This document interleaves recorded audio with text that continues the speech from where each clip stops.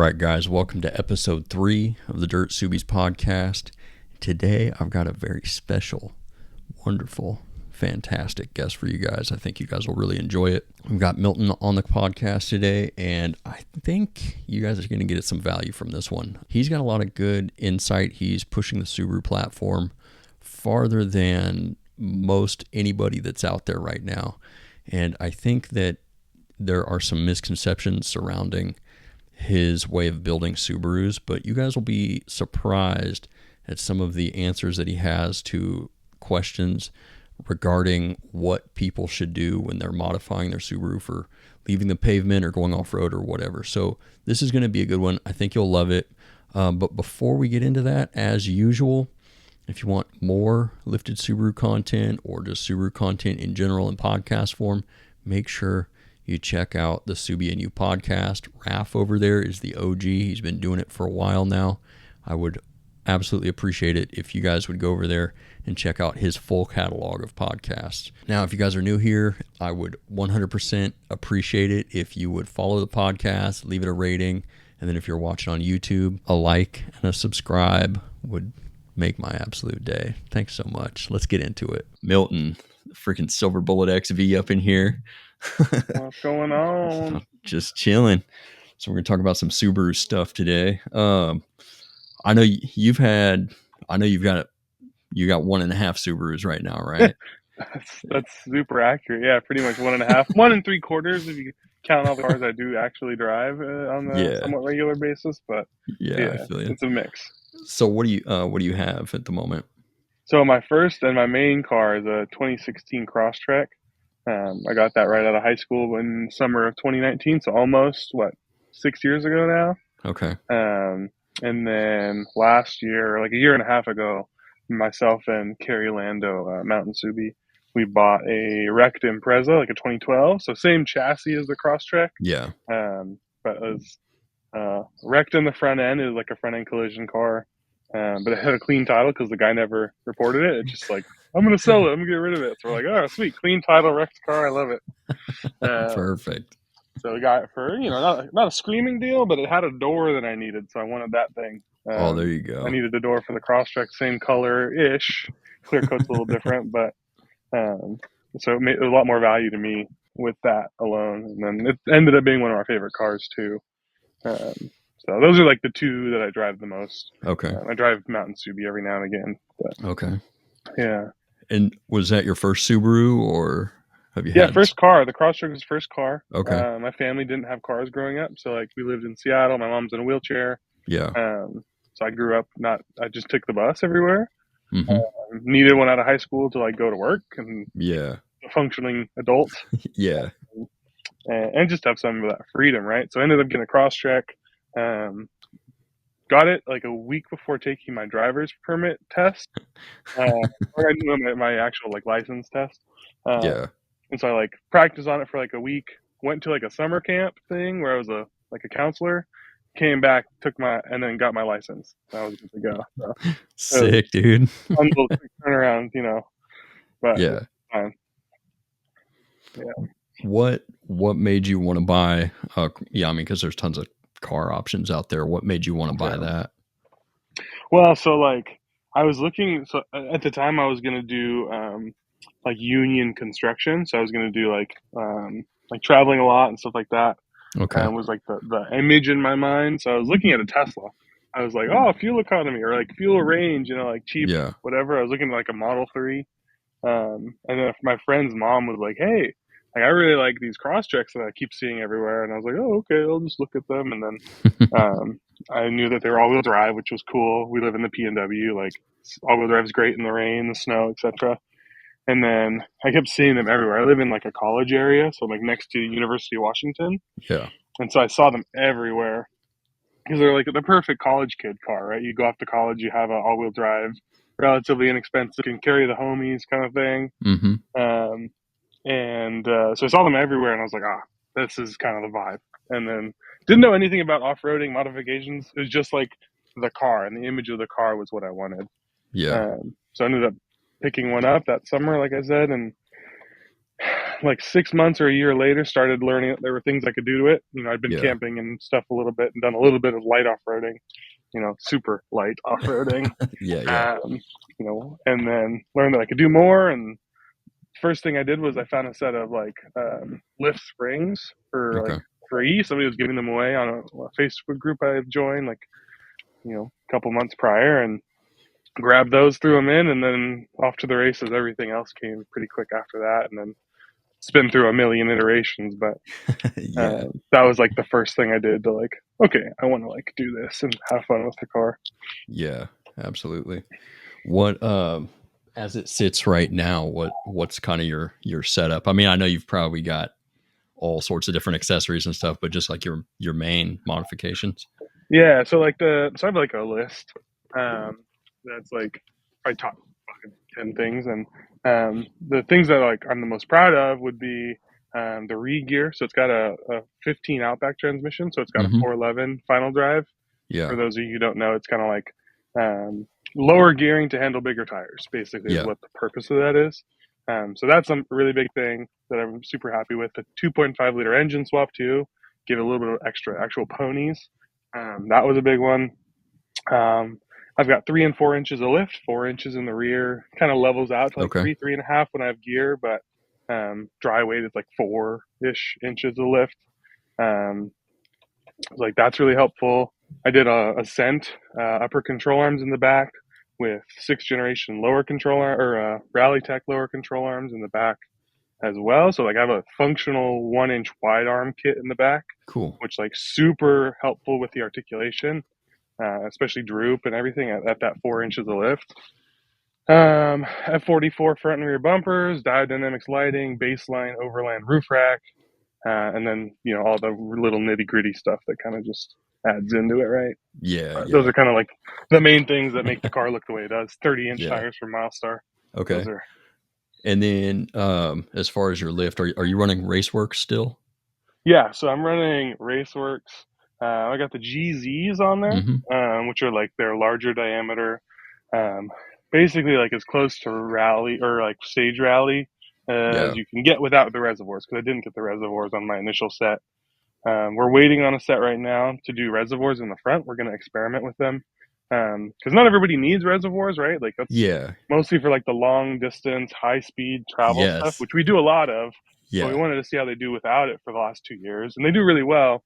But it's like the longer you spend on it, like 6 hours, 7 hours, 8 hours on trail going higher speeds, like it does wear them out pretty quick. So we're hoping those reservoirs will help with the cooling. So we're waiting on that. But for the last 2 years, I've been running without reservoirs. And they're perfect for us. They're not great for everybody, but they're a good option for what we need. Yeah. So. Yeah. That's kind of how you have to go about it. Like totally. What works for you might not be, necessary for other people. 100%. When you did the 411s, was there anything that would bolt up to your situation with 444s, or is 411 kind of what was? Yeah, so 411, technically bolting up, I mean, I should be able to fit, I believe. Okay. There's some question about it, but you could put a TR690 transmission and it would bolt to the motor, but the transmission tunnel might not fit it. Gotcha. Because it's a bigger transmission, and then the electronics wouldn't be compatible. Yeah. So unfortunately, 411's like our top end right now, without cracking a transmission open and putting new 444s in, and then and that's at that point it's like super complicated. So the 411 is where we're at now, and which granted it was a big jump. I went from 3.7 to 411. It was like 12 or 13% increase in gearing. It's a massive game changer. Yeah. So it definitely made the tires feel a lot better. Yeah, 100%. I mean, gearing is the whole, that's the bulk of off-roading. That's why old Samurais with little tiny, 68 horsepower engines are able to climb up, whatever. Dude. 100%. Twin sticks don't hurt either, but no, they don't hurt either. I would love one stick, but here we are. Yeah, we got what we got. I want to jump into that a little bit, the whole transmission and engine swap. Where did you, because I'm sure other people have done it, I just don't know anyone. Where did you kind of get the inspiration to do that? And was there any info out there? Did you just start hacking into it? So thankfully, for both of those things, we had buddies that did it first. So the engine swap, the FB25, for those of you who don't know, basically you're taking an Outback transmission from like a 13 to 14 Outback. It's an FB25, so the same general construction, and you're putting like camshafts, timing cover, engine harness, all of that comes over from the FB25 or the FB20, and you put that on the FB25 like actual motor. And it makes everything cross compatible. The harness is the big thing. It allows the system to run as if it's normal. Like it doesn't know totally that it's a different motor. So you can use the OEM harnesses and management, which is the key thing. So you're not making it overly complicated. Yeah. But our friend Izzy, Monster Mamoru on Instagram, and her boyfriend Redneck with Tech, Jacob, she had figured it out. They were they're Subaru technicians here in like the Seattle Tacoma area. And they were like, oh, let's like, she'd blown up a motor or whatever and like needed to do something, but was kind of like, I want to do something else. Like I want to try something else. And they had seen that people had tried it unsuccessfully. But they were like, oh, I think this is what you need. Cause there's a few differences in like the camshafts and their, variable valve timing with the 2 liters. So they put it together and were able to prove that it worked great. Like no big deals. It needs a tune to make it like 100%, obviously, but they kind of figured it out, and then I met them like maybe 6 months or something after that point. And we were like, fuck it, I want to put a motor in. They helped me put in my second motor that long story short, I had hydrolocked a motor in Southern California, traveled back home on a trailer with the broken car. On the way, stopped at F44. He gave me a whole new drivetrain, like an engine transmission differential. No kidding. That he had just sitting because he had a wrecked car that he bought at auction, didn't need the drivetrain. I was super thankful for that. What a G. I know. Super guy. Randy, we love F44. Yeah. Super good dude. But anyways, they helped me put that motor in, and in the process, they told me more about how the swap worked. And I think it was maybe like 3 months later, we pieced it together, found the parts, and built from scratch a brand new motor for my car. Put it in, and then we're ripping it pretty much right off the bat. I think I'm at like 60,000 miles on that motor now. So that was really great. You know, they're currently testing some new stuff. They made a high compression motor. Long story short, they made something really, really cool. Yeah. So there's some cool stuff going on there that we're pretty hyped about. But the motor has been awesome. Thankfully, that's super helpful that they were able to help me do it. Mine was the second vehicle to successfully get that swap. We've since done it to our Impreza as well, and there's probably a dozen or 2 people who've done it across the world now. Because of what Izzy figured out. So super, super cool. And then the transmission re-gear, that was actually from a buddy of ours who we met 2 years ago on a trip into Colorado. We did Imogene Pass. Oh, yeah. His name is Brucey.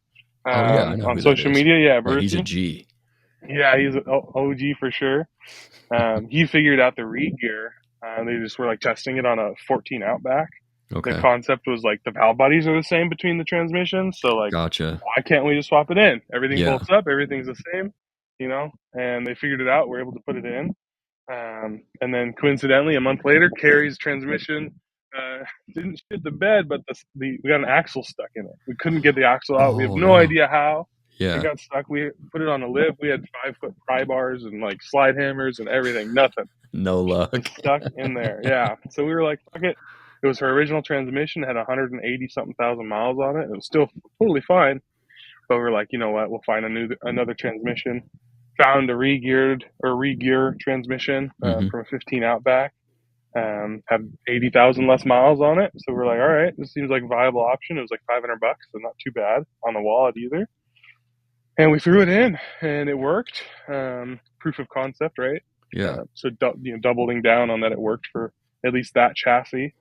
And then a couple months later, we did it on my car too. Once we found another transmission, and it works wonders. So it's been really, really good, especially on her car. It did a lot for her. And with some other stuff, her car's really behaving well and handling well off road. And after she just got tuned by PRE Racing a couple months ago, and she was getting 25 miles to the gallon. She used to get 17.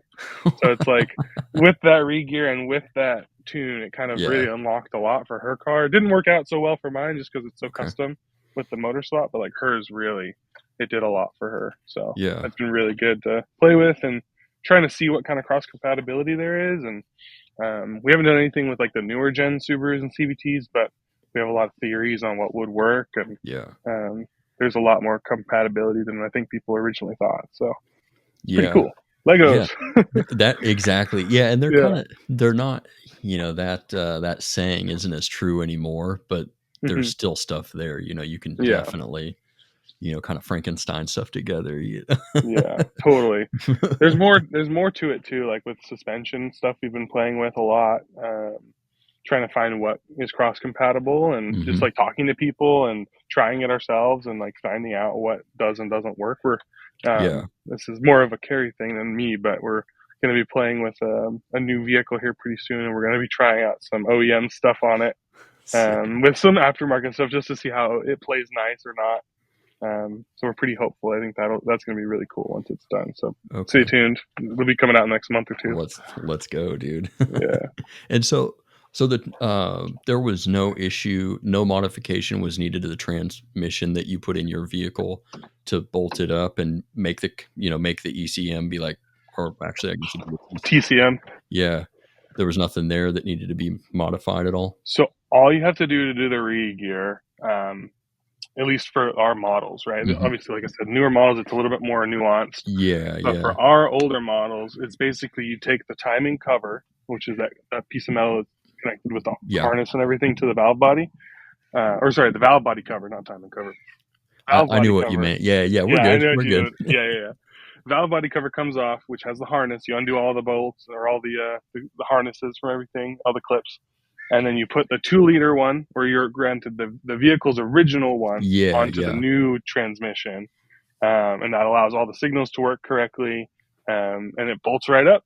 And then you just put a matching differential in, and you're good to go. That's so sick. It's so easy. It's genuinely. We did mine. I had to replace mine a couple months ago because I had not treated it very nice. I'd overheated it in the summer and been wailing on the car and never changed the fluid like I should have. Because we use our cars really hard. We need to change our fluid a lot more. Everybody follows you. They know. Yeah, exactly. So we didn't do that, and so it blew up the transmission, caused some slip. I was able to drive it home from California with slip, and it was fine. And we found another transmission, this one for $300. And then I put it in and had some issues with we were trying a different torque converter out, and the torque converter plates were different, so we kept missing something and having to take it in and out. By the end, it was 4.5 hours from bolted in on the ground, potentially ready to drive away, to driving away from the lift. So it's we've gotten it down, and it's not quite as bad as people think. And I'm definitely not spending $9,000 again with Subaru to get one done. At least anytime soon. Hell no. That was my first one. That's a whole other story, but that's been covered before. So that's rad though, man. I love seeing people. I think of everybody that's out there, you're probably the person that's pushing the limits of what the cars can do more than anybody else. I love to see that, dude. That gets me so stoked. It's so much fun, dude. Don't get me wrong, there's a lot of super cool people wheeling hard and out there adventuring and everything. I've been lucky enough to meet the right people and be in the right area and say fuck it enough that I tried all these different things, and essentially put on my plate and meeting all the cool people, right? So we've been able to just kind of try more things, and in the pursuit of making the car as capable as possible, it's just I got to try it. Yeah. I know what I do. I know what I'm going to break. I've broken just about every single piece on the car, everything except for the shell itself and my front and rear subframes. Those are the only things that are original. Everything else pretty much has been changed. All suspension components, all drivetrain components, drive shaft is different. Its seats are different on the interior. I've just broken everything and had to try new things, and in that journey we found the stuff that works best. The long arm kit has been magic in the rear. The rear end on the first gen Crosstreks is pretty garbage. Trailing arms are little dinky Yeah, dude, things. stamped steel. They just, They yeah. fucking suck. Yeah, they do. Sorry for pardon my language. I don't It's know all if you're good. the It's all good. PG. We got post editing later. That way we Perfect. won't get hammered by the algorithm, but we're good. Yeah. Don't worry about it, bro. The trailing arms are terrible on my Crosstrek. Second gen Crosstrek's not too bad. Fourth gen Outback's best trailing arm setup in the freaking world. Oh, dude, I've played with every single car, essentially from like 2010 up. I've played with all of them. Added lift kits, taken stuff apart, whatever, including like WRX and everything. Carrie's Outback has the best articulation, capacity. Like the arms, granted they're Rallytech arms, right? So they have a little bit of extra help, but like just the way it's designed, her trailing arm is long as heck. It allows them to articulate. Like when I watch that car articulate over an obstacle in the rear, the front not so much. It's getting better, but the rear has been always amazing. It's dang near like a solid axle. It's like I'm watching a Suzuki. That's sick. Go over an obstacle. It's frustrating. That's the whole reason. Like she's pushed me to want to make the rear end better on my car because hers has worked so well. And mine's not perfect by any means. I think hers still performs better, but we had another buddy try that Ascent component stuff. Glenn Brittany, the Crosstrek, if you've seen his stuff. Yeah. He did it on his car and was able to get about 2 inches of extra droop. Cool. Adjusting the suspension, of course, it's race work, so we're able to add to it. But like, he was able to get 2 more inches of actual like physical droop of the tire from that. Which, in trying to run those taller lifts, you're able to recenter essentially your articulation. So works really, really nicely. So super big fan. Okay. Yeah, and I think having droop is super important in addition to up travel, because if you have one and not the other, it's not really going to do a whole, and you're going to be more likely to flop the car on its side, just like a side by side. Oh yeah, no, and it's been an interesting journey because like obviously like what is it? The general consensus, right, is like 2 inches of lift is like the safe zone, right? Whether it's a spacer kit, long travel stuff, whatever, like they're all generally aiming for that 2-inch lift. And like I loved my 2-inch lift. Like I had that for a long time, like a year or two. But I was like, I want a little bit more, right? And so in the pursuit of that, you end up just sitting on your tippy toes, right? You're like driving around, you don't have hardly any down travel. At one point, my rear end was like 20%, 30% down travel, and the rest up travel. It was like, I could jump, and I would never see bump stops. But if I would try and articulate, it would just be lifting tires all over the place. 3-wheelers, gang. Yeah, totally. And so, like, that was not the vibe. I did that for probably a year, and then kind of like was playing back and forth, lowering and lifting and whatever. And then I was like, I think I was in conversation with Jacob, Redneck with Tech, and just like looking at stuff and like playing with all these components. I was like measuring things. I was like, I'm pretty sure this will fit. And like, I'm almost 100% that these arms that I have in hand would work on my car. Eventually, lo and behold, it did work. And there's some nuances to it. And, it's not quite 100% the way I want it, but overall, like it works perfect for what I need realistically. So, and then, cool. Yeah, you said you went up to 3 to 4-ish inches. Did you do subframe dropping at all, or? So the front, nothing. It's stock in the front. It just has. So I guess this is part of it, right? When we're talking about lift, you can talk about like a subframe spacer or rather like a top hat spacer on your shock. On my car, even with like I have WRX control arms with Heim joint replacement TSS fab bushing things. So I have plenty of articulation in the arm, but you talk about like physical length of shock. 2 inches, 2 1/4 is about as tall a shock as you can fit over stock in the front of my car. Like there is limit to it, right? And so when we're talking a 3-inch lift, it's mostly because I run a heavier spring. Or additional preload to kind of keep the car sitting higher. So it's not that I put in a 3-inch spacer on top of a stock shock or a 3-inch taller shock. It's that went for that 2-inch taller shock, and then I increased the preload to accommodate that as well. So like the final droop angle, not much different than if I ran a 2-inch spacer. Gotcha. But there is additional wear. There's a more powerful drivetrain. There's much bigger, heavier tires. And sitting at that higher axle angle, just daily driving, like it definitely puts more wear on everything. Yeah. But it's not as bad as people, I think, have in their mind. Like it's not, Yeah. you know what I mean? I agree with you. I think the whole axle thing is kind of, people blow it out of proportion. I mean, you've seen it, like people, because, you know, when you take a car off road, you're going to break stuff. Doesn't matter if it's a Rubicon, doesn't matter, you know, if it's a solid axle swap Yoda, you're going to break U-joints, you're going to break whatever. And that's exactly what people do with the car after they lift it. They take it and they start beating on it. It's like, yeah, of course you're going to break axles. You're going to break something for sure. And they never check the boots, never check boots ever. And that's the biggest killer. Then you put some CarQuest axles in it and they're done in a week and a half anyways, even if you were at stock height. And then they call ADF or Primitive or whoever and they say, oh, your lift ruined. Garbage, right? Yeah, you ruined my axles. And it's like, well, I hate to tell it to you, but no, and it's just, you know, it's silly. And like we look at the Wildebeest, right? Pat's and Cody's Outback Wilderness. That thing is a monster. It's tall as heck, but the way they went about it, right? They went with that philosophy of like keeping everything as OEM as possible in terms of your angles and everything. So they went for that, you know, 3-4 inch lift. I think it's 4.5 inch lift or whatever, 5 inch lift.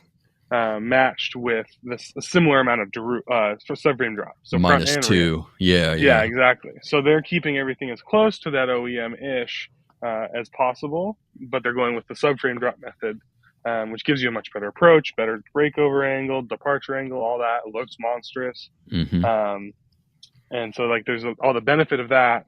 But then there's the negatives of like my 4-inch lift gives me 12 to 13 inches of differential clearance. Theirs is going to keep that 9 inches of OEM differential clearance. So like there's benefits and negatives to it all. But they have a much better approach and departure. Well, more breakover, I guess, on that car, but because I got the bumpers and everything. But you can just plow. You just plow with those things. So, but anyway, there's so much nuance to it, and like I think, you know, what I try and do is preach that like, hey, my build's awesome and I love it for me, but it's not for everybody. But there's not as many negatives as I think people think there are, just because of the way it looks, right? Like it's not that this massive lift is killing axles. Rear axles on Subarus can handle almost not anything, but like they can handle a lot of lift and they don't care.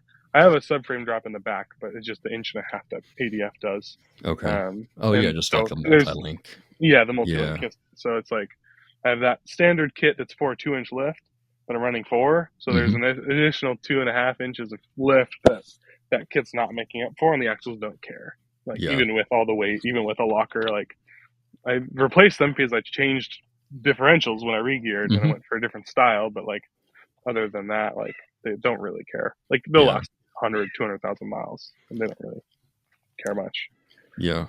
I think it's funny that you said what you said about because I was going to ask you this question specifically. Like people will see what you're doing, and I get the impression that you're doing what you're doing just because you enjoy it, which is that's the whole point of off-roading a Subaru. You could easily go buy a new Bronco or whatever, but I think people have a misconception that like, oh, Milton thinks everybody should run out and get, you know, coilovers and swap everything.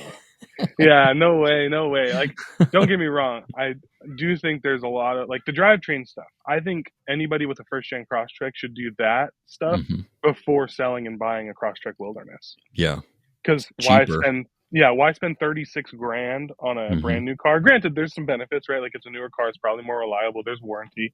I get all that. But doing the drivetrain upgrades yourself on your vehicle that you already own, you can do this. Like obviously, if you do it by yourself, you probably do the whole thing for about $2 grand. If you paid someone to do it, it'd probably be like 5 or 10. But you're still 10 grand instead of 36 grand into a new car. And it's going to be just about as capable as a Wilderness Crosstrek. If not more. Exactly. And you're not going to feel bad about banging it into rocks, you know? Exactly, dude. That's 100% it. That's the good. But like, no, there's, like I said, the drivetrain stuff I think everybody should do that has the capacity to do it and wants to better their vehicle. But like the coilover thing, right? That's a big one. I think it's on people's mind. I love them. I've been running coilovers, not just Raceworks, but I've been running coilovers for like 3.5 years now. Okay. And I've had a lot of experience with them. I've put like 155,000 miles on coilovers, and have never treated them nice. And they're great for me, and they're the only thing that works for my needs. But Yeah. I really like driving OEM coils or OEM Yeah. shocks, or sometimes Ironman is good. I know that there's a whole bunch of stuff around that. I think when it's working well, Ironman works well, but it has, has its failures. We don't have to talk about that too much, but Yeah, we saw OEM all style about it. suspension. Yeah, Yeah. exactly. OEM style suspension is great and super comfortable. And I would say for most people is the best choice. But it's just once you're trying to do more, that's when it becomes a challenge. Because like it still works great on road, and even off road, it can be really, really good. But there just gets to a point where your vehicle's really heavy and you can hit a rock and bend something, and that's where the coilovers have been really helpful to us. Yeah. They're just way more durable. But yeah, it's crazy because I get emails on a pretty regular basis from people saying like, oh, I'm saving up to lift my Subaru, but I don't really have like the $2,500 right now or whatever. And I'm like, what do you mean 25? Well, I know $2,500. the only right way to lift a Subaru is with coil. And it's like, dude, and I think people come from the 4x4 community because if you got twin solid axles, and it's body on frame, everybody thinks a spacer lift is a body lift, which is totally different. It's not even remotely the same on our cars, and so I try to encourage people to be like, hey, for what you're doing, you can probably do it for $800 all the way in and out the door. And you can get out there and start hanging out with the homies out on the trails and stuff. So what do you think would be, let's say you have a friend that's coming to you and says, hey, I want to lift my Subaru. I just bought one. What should I put on it? I'm not trying to do crazy stuff. Do you have like kind of, maybe general recommendations for people? Yeah, no. So like Carrie and I, we help people, pretty much on a weekly basis. People are asking us what we recommend, like what should they do, blah, blah, blah, blah. Yeah. Just this week at Overland Expo, we were helping people out, figuring out what might be a good option for them. And I think it kind of depends, right? Like on your needs. The big thing is your needs. Yes. I mean, we had a seminar there about building for your needs. And I think for a lot of people, overload springs can be like a really good place to start, because I think people downplay how much weight they put in their car. Definitely. You know what I mean? They do. Yeah. Like they're like, oh, I'm just putting like, my cooking gear and like a tent and like some water and my dog and my kids. Like, dude, you're talking 600 pounds right there. Like that's a lot of weight. Yeah. And these cars, they can handle it, but they're still going to sag and you're going to lose that clearance. So like, I think for a lot of people, overload springs is a good place to start. I know it's kind of a little bit more complicated in some ways because you have to do spring compressors and stuff. Yeah. But like, especially for I've driven a new Forester recently. Carrie and I were playing with it. We did a trail and everything with a 25 touring, I think it was, or sport or whatever. Okay. And it's comfortable, but it's remarkably soft, even just on road. Like to the point of like, you don't feel like it's not handling quite as nicely as I wanted it to. Yeah. And so throwing a little bit stiffer spring, I think, would be super helpful just on a stock car, let alone once you're carrying a bunch of gear. But like, if that's not the route you want to go, like a 2-inch or 1.5-inch spacer is great. I'm a big fan of like not doing a subframe drop until you really have to. So I love subframe drops, especially for me, like they allow us to do the taller lift, right? But in my mind, you can do up to 1.5 inches, give or take, right, without doing a subframe drop on most modern Subarus with multi-links. After that, you can do a 2-inch, but you're going to want control arms from like Rally Tech. Like that's when you want to correct that geometry in the rear, especially. Yeah. Positive camber. Exactly. That's a big one. So like that's partially how we were able to do the 4-inch lift, right? Is with the arms to correct all that. So like that's one way to go too. Because like the downside of doing that subframe drop, like I said, is you're lifting the bot, like you're getting more suspension, or you're getting those better approach and departure angles and everything, but your differential clearance doesn't change when you do the drop. Yeah. Which for some people is not a big deal, But for me, it's like I really want that clearance down there. Because like the benefit of the Subaru is like you can get a lot of differential clearance. Oh, dude, it's Like next level. tons. Like Yeah. like I said, we're around 12 to 13 inches on our cars. Which to get that, you have to get a solid axle on 37s. Exactly. 13 inches of diff clearance. Yeah. And if you're running tons, it's got to be 42s. Exactly. So it's like, you know what I mean? Like it's a lot to do that. And so like that's the thing I love about our cars. You know, stock a Crosstrek or an Outback, or if you look at a Wilderness Outback, you're getting 9.3 inches of clearance at the diff. That's more than I believe any TRD up until maybe this year. I think they might have increased it a little bit, but like any TRD vehicle, it's better than Rubicon almost, I think. Or actually, no, Rubicon's higher than that. But anyways, but like you can get a lot of differential clearance, and so not being able to increase that when you do a lift is kind of not my favorite thing. But so like that inch and a half, I think is like a really good spot for people. Yeah. And then if you really want to do more, then yeah, do a 2-inch kit, do a subframe drop, and then throw maybe an overload spring in the rear. Like I think people are obsessed with leveling their vehicles, you know, like especially in like the street people, right? Like I have a Toyota build and I want to keep it level, so I'm gonna lift the front, but then I'm gonna carry a bunch of stuff, or I'm gonna try and tow something, and then I'm sagging like, oh, it hurts my soul. Yeah, dude. So I feel like personally, my preference has always been overload the rear a little bit, knowing that you're going to carry a lot of gear. So if you have a little bit of extra lift in the back and you have that kind of lean, I think that's the way to go, because then once you load it down, you're not sitting Carolina squatting it. You actually have a functional car still. Yeah, exactly. So I feel like a good way to go is always that, you know, either 1.5 if you don't need a ton of lift, right? Or go to that 2-inch and throw an overload in the rear. And then that'll help lift the rear a little bit more and get you some more clearance. So anywhere, that's kind of like the rough idea, I guess. Long story short to this question that I keep blabbering about. No, you're good. I'm very passionate about this is the point, dude. If you haven't noticed, yeah. No, this is good. This is real good. But yeah, so like 1.5 is really, really good. Like if I were to build a car today, I would get a first gen Crosstrek. I would do a 1.5-inch spacer on it, overload springs, or even just a 1-inch spacer and overload springs.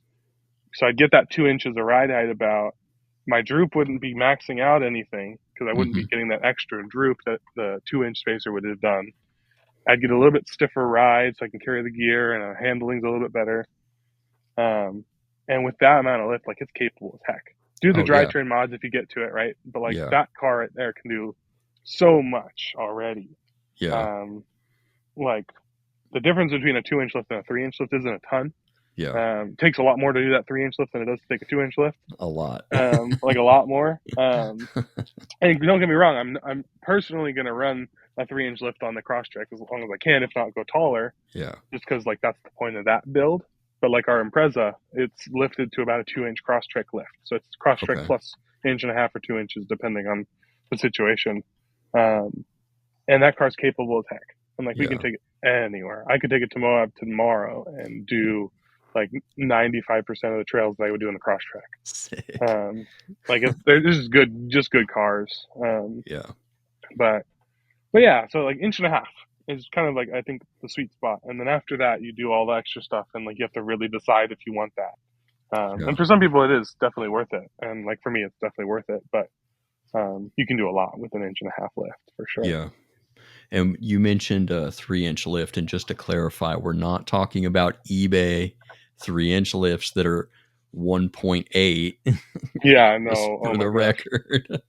Yeah, no, 3-inch lift. So like I said, on the Crosstrek, I'm running 3 inches in the front, and about 4.5 in the back unloaded, and then it sags to like 3.5, depending on how much weight I add. Yeah. Because like I don't really drive the car much when it's unloaded. Okay. But you know, when we're going out on a trip, we have camping gear, we have a bunch of tools, we have a Badlands jack that's 70 pounds, or we got the new one, so it's going to be 50 pounds. But still, you're talking about 300-400 pounds of weight pretty easily. On that back half. So it sags it down pretty much where I want it. But so yeah, 3 inches of lift is kind of where we like to be, at least. Perfect. On the Crosstrek and the Outback. So. And you mentioned preload earlier. Mm-hmm. Can you? I don't think many people know what preload is. They've never run coilovers unless they're in the tuner thing. Can you talk about that real quick? Yeah, so preload, basically, if you think about your shock and the spring that's sitting in there, even OEM shocks have a certain amount of preload on them. It's just set by the upper and lower perches. Yeah. So basically, it's when the shock is completely extended. So that's when you're either on in the air on jacks or whatever, or it's in the car, or whatever. Or uninstalled. Yeah. Right, the unloaded. There's a certain amount of space between the perches where the spring is resting on the bottom and resting on the top. And on a stock shock, that's set. Like there's no way to change that. That is what it is. But the preload is the difference between that length, which maybe we'll call it 12 inches just to keep it consistent. 12 inches on an OEM shock. The preload would be the difference between that number and the actual length of the spring. So like we might have a 13-inch spring, so there's 1 inch of preload because you're loading that spring preemptively about that 1 inch to get it in there. There you go. Exactly. And you always want a little bit of preload just to hold the spring in place. If not, it's kind of jangling around and cause some issues. But on a coilover, you can adjust that lower mount, that lower spring perch, and increase or decrease that preload. So you have a little bit more control. And increasing the preload, basically, in a way, it lifts the car. So it thickens the ride a little bit. Overall, the spring still functions the same way, but like you're pre-stiffening it, I guess. It'll increase the ride height of the vehicle to an extent. Now, really, you don't want to go over like 1.5 inches or 2 inches of preload on a coilover. Any more than that, and it's kind of not the best thing in the world. Which I've run like 2.5 inches of preload before, and it was not the best thing. And I've since changed and learned how to figure it out. My spring rates where we want them. But yeah, so that's basically what preload is. And so when you're putting a lift spring in, like a stock shock, a lot of times they have a little bit of extra preload, basically, is what they're doing. So like the coil, if you take your stock shocks or stock spring and then put it next to your, whether it's Rallytech, King, Ibach makes springs as well. Usually they're a little bit taller. And then also the coils are a little bit thicker. So the actual metal is a little bit higher rate. So you get a little bit of lift from all of that in combination. Same thing with Toyota. Like we just put a heavier load spring in Carrie's Lexus because we know we tow with it and we carry a lot of weight. So we wanted that rake because we leveled it, lifted it, and leveled it, and we're like towing, staring at the sky. Not ideal. We're like, okay, we need a heavier spring. So got one, and it was a little bit taller, a little bit thicker coil. The same thing applies to basically all of these vehicles. So that's kind of what the gist of what preload is. I've probably lost people along the way, but that's okay. Text us, like text me and text you. Like there we go. You'll figure it out. But do you have thoughts on? I mean, I don't know how much you've done with this, but do you have any thoughts on doing overload or lift springs on OEM suspension? Have you ever run into issues with that? Or so that was my first lift. Was like an inch overload on. They were H&R springs. Oh yeah, like a little old school, I guess technically. Like they're not really doing anything, but like they were around a lot. So I ran those guys with also like inch in the front and inch and 3/8 spacers in the rear from ADF. That was like my original kit, and I loved it. Like I loved how it drove. Like it was super comfortable. I could rally down the roads. The car wasn't too tall. Because like as you go taller, it gets a little bit harder to rally down the road. On like OEM suspension, the valving and everything. Like you need something a little bit stiffer, which is where the coilovers come in. But like with that lower lift, that like sub 2 inch lift, it was a lot more comfortable. I felt like I could kind of do whatever I wanted. But I will say the valving could have been a little bit better for that heavier spring, because as you increase the spring rate, you kind of want to increase the valving just a little bit to control that spring and the shock rebounding and compressing, mostly rebounding, which for a lot of people is totally fine, and it works really well. Sometimes in certain shocks, I've seen the rebound can be a little bit more than what the OEM shock can handle with an overload spring. I've seen this a couple of times with like Outback Wilderness. Like it's not bad necessarily, but it's like you can notice there's a difference where it'll like rebound a little bit more aggressively because the valving isn't strong enough to subdue it. Yeah. Where like the spring's trying to let the car, like let the shock extend faster Exactly. than the valve can kind of Yeah. hold it. Yeah. So like that's the one I've seen like be a slight challenge for some people. There's only been like 2 cases. So like take that with a grain of salt, right? But like overall, I think it's a good option, and like I would run that. I do think like a B6 from Bilstein is probably better. Running that instead of the OEM shock, you know, and for most people, you have an older car, you kind of need new shocks anyways. Exactly. Yeah. So it works out perfect to throw like a B6 in, or like a KYB, like a brand new KYB. I know they're pretty much OEM-ish, but for the SG and older guys who don't have the Bilstein option, but I think it works pretty good. Like I said, I would probably run a combination of that and spacers if I were to build a car, with lighter stuff in mind. I would do that for sure, just for that extra stiffness. But yeah, kind of a good vibe. Perfect. I do like the idea of swapping OEM parts between cars, though. That's kind of like a good vibe. Yeah, same. A lot of people are doing that with the WRXs, swapping the Crosstrek stuff over.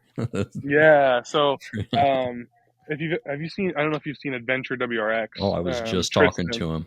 Yeah, 2 hours ago. Yeah, so that was a fun one. So that was a collaborative effort. Basically, I had like theorized what would work on that car. I was like, I'm pretty sure you need this, that, and the other, like to make the full OEM, like subframe drop OEM, like shocks OEM, and give that lift. Tristan was willing to like try it out. You know, he was on that path of lifting. He'd already put spacers on and was playing with it. And so we knew a couple things, and then he found the things I thought he wanted, or thought he would need, and lo and behold, it worked. And then he expanded on that and has been playing with like Forester Wilderness shocks and now the Tyne shocks, which have seemed to be a really good option. I don't know about longevity, but like they seem pretty good so far.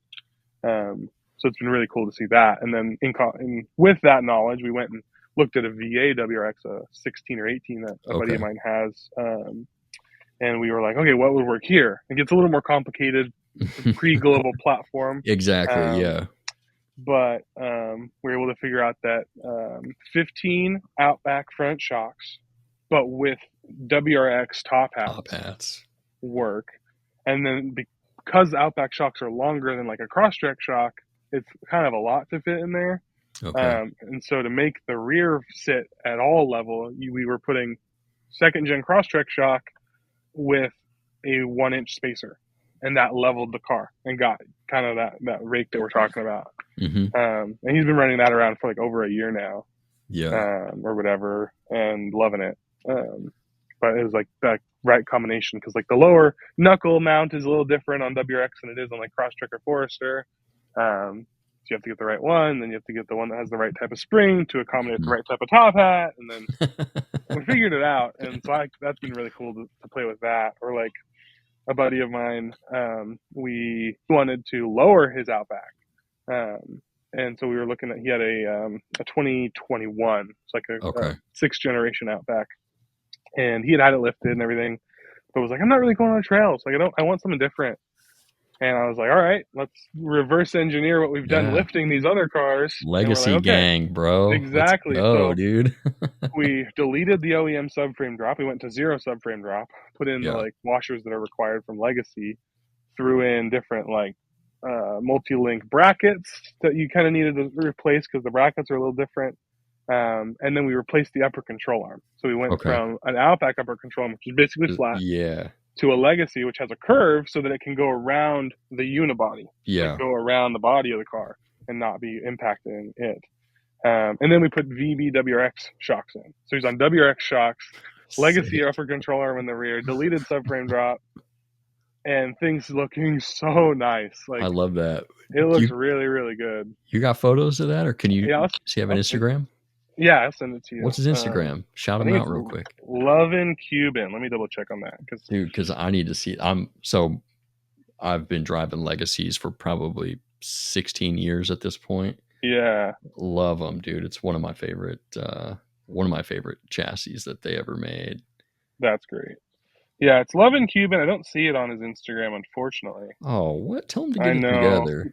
I know he's just got dogs and motorcycles on there, but Okay. that's all right. He's got a couple pictures Okay. of it when it was lifted. I'll send it to you. Yeah, shoot it to me, dude. I'd love to see that. Yeah, no, it was cool. Like I genuinely like that car. I don't like lowered cars personally. It's not my style. Yeah. I like being able to go over speed bumps at speeds. Yep. But like it looks really nice, especially, and he loves how it drives. He says it drives really good. Fuel economy's good. Nothing's making issues. No lights, nothing. Like everything's working well, and it was all Heck yeah. OEM parts. I think all in, it was like $600, and he was lowered on VB shocks that somebody had taken out because they put coilovers in. Yeah. So like, and if somebody ever, but my biggest thing with OEM suspension and parts is, I bent a strut. Guess what? Next day, Amazon Prime a KYB unit right to my house. Yep. Boom, I'm back. My stuff's only on jack stands for 12 hours and I'm good. Yep. Which is definitely the downside with like coilovers or more specialized aftermarket stuff. Like Ironman even is still a problem, right? Like you're waiting for warranty or waiting to buy another set. It still takes a little while. Yeah. Versus like being able to do OEM is really nice. Yeah. So like it has its pluses and minuses, right? So it just depends on your needs and how you decide to wheel the car and what matters to you. And if you have another car, like you should probably be cognizant of that. Yeah. Or like if it's your only rig, be cognizant of that. So yeah. That's one that I think people forget a lot. If this is how you get to work and make money every day, you got to build it with reliability. Like, you want to have the biggest, baddest thing you can, but with modifications comes unreliability in almost every situation. Doesn't matter if it's, street or off-road or whatever. Dude, exactly. Yeah. And that's the thing. So like I always, whenever somebody goes aftermarket, whether it's, because like spacer kit, I'm not worried about it, right? It's probably going to be reliable. I doubt you're going to blow something up. And if you do, once again, KYB straight to your door. Yeah. Or going to the dealership if you had to, because it's brand new 25 and they don't have shit. Whatever. Yeah. But with the coilovers, I'm always, or even Ironman, like I'm always like, hey, save your OEM shocks, like just in case, save those, or just have some type of backup because you're going to need to rebuild them. At the very least, coilovers aren't going to bust, but you do need to rebuild them. They need to get serviced. King shocks, Fox shocks, they all need to be serviced, and people just don't think about it. So it's like, especially with Subaru being a little bit more niche, it usually has more lead time to get your shock serviced. Like we do it in house because we have 3 cars, we're beating on them, we have to do it pretty regularly. So like we have nitrogen and we do stuff in house. Cool. Okay. Just because like waiting or having to travel an hour to get to somebody who will do it takes a lot of time and effort versus being able to do it on a Saturday night or Tuesday night after work. So yeah, having spares is a big one. Like we have spares for Carrie. She's got V6s with spacers and springs. We actually put our vehicles are really heavy, and so even the overloads that are an option on these websites and everything aren't enough. So for Carrie, we actually have 3.6 Outback 2015 3.6 Outback springs in her shock. So there's a ton of extra preload. They're heavier spring because it's for a 3.6, which is a heavier motor. Exactly. And like that works pretty good. It's not perfect, and we need a little bit more still, but like it's enough that she could drive around on that for a little while if need be. But like usually it's not too big a deal. But like on long trips, we'll take the spares just in case, because we don't, aren't necessarily going to be able to rebuild something. Yeah. But even then, it's not too big a deal. But could you talk about because that's a huge thing. Most people don't even know coilovers are supposed to be serviced. Can you talk a little bit about, what the process looks like and maybe mileage intervals? Yeah. So it totally depends on your use. Well, start there. So like people always ask me like, how often are you doing? I'm like, every regular 2 to 6 months, I'll probably rebuild my shocks. And they're like, holy shit, like that's a lot. I'm like, dude, like this car sits at home and then I go whale on it. And then I bring it home and it sits and I go whale on it. And so like it's, in that one trip, I might be putting 5 times, 10 times, 25 times where you're doing on an average trip. Exactly. Like you're probably going to get a lot more life out of it. Like I've seen coilovers go 2, 3, 4 years, no problem. It just depends on the needs. But basic maintenance, and this is not necessarily taking it apart, and everybody can do this part of it, is cleaning and re-greasing, especially inverted shocks. Yeah. Because like with an inverted body, think of it like this. You have a giant metal tube, like 2 inches in diameter, going into another 2-inch inner diameter tube. So you have a lot of friction, a lot of wear. So you got to keep that lubricated properly, or else it's going to make noise and do a bunch of other crud. And using coilover covers to keep it protected, so you're not getting grit and grime in there. Yeah, that's a big thing. So like you can take everything apart pretty easily and like re-lubricate it. That takes like an hour a corner for me, or for the average person.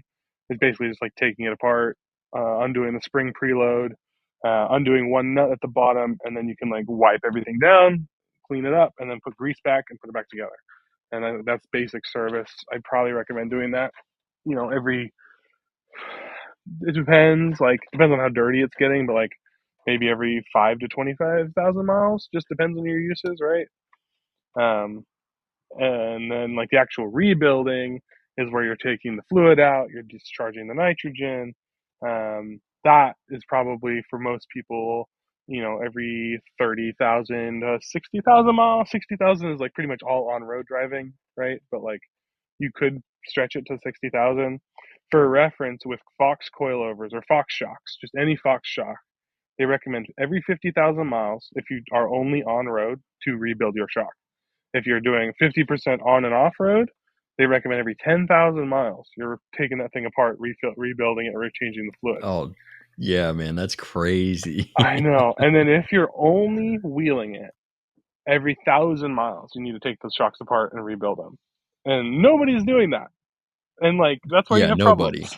Nobody's going to do that. Leaking. Yeah. Exactly. Yeah. And so, not that that's exactly the interval we're talking about, but like it's a guideline we like to follow-ish, and it works pretty well. Works pretty well for us. Like, and then you also have to think like our rally car, it runs Raceworks, basically the same shocks as what our cars run on the Crosstrek and the Outback, but because of the style of rallycross that we drive, it's a minute and a half of wailing on it, and it sits for 10 minutes so it cools down. And then a minute and a half wailing on it, and it sits to cool down. And so, like, we're barely wailing on it in comparison to the average Joe driving down a trail for like an hour. Mm-hmm. And so we got like 35,000 miles before one shock leaked. It had been on like 2 different cars. Like, they were originally on Carrie's car for a little while. And then we had one leak, and we decided to rebuild them. So like on that car, super reliable. We daily drive it, like a lot of the time. I daily drive that instead of the Crosstrek most of the time. Okay. But it gets a lot more longevity because of the type of driving it does.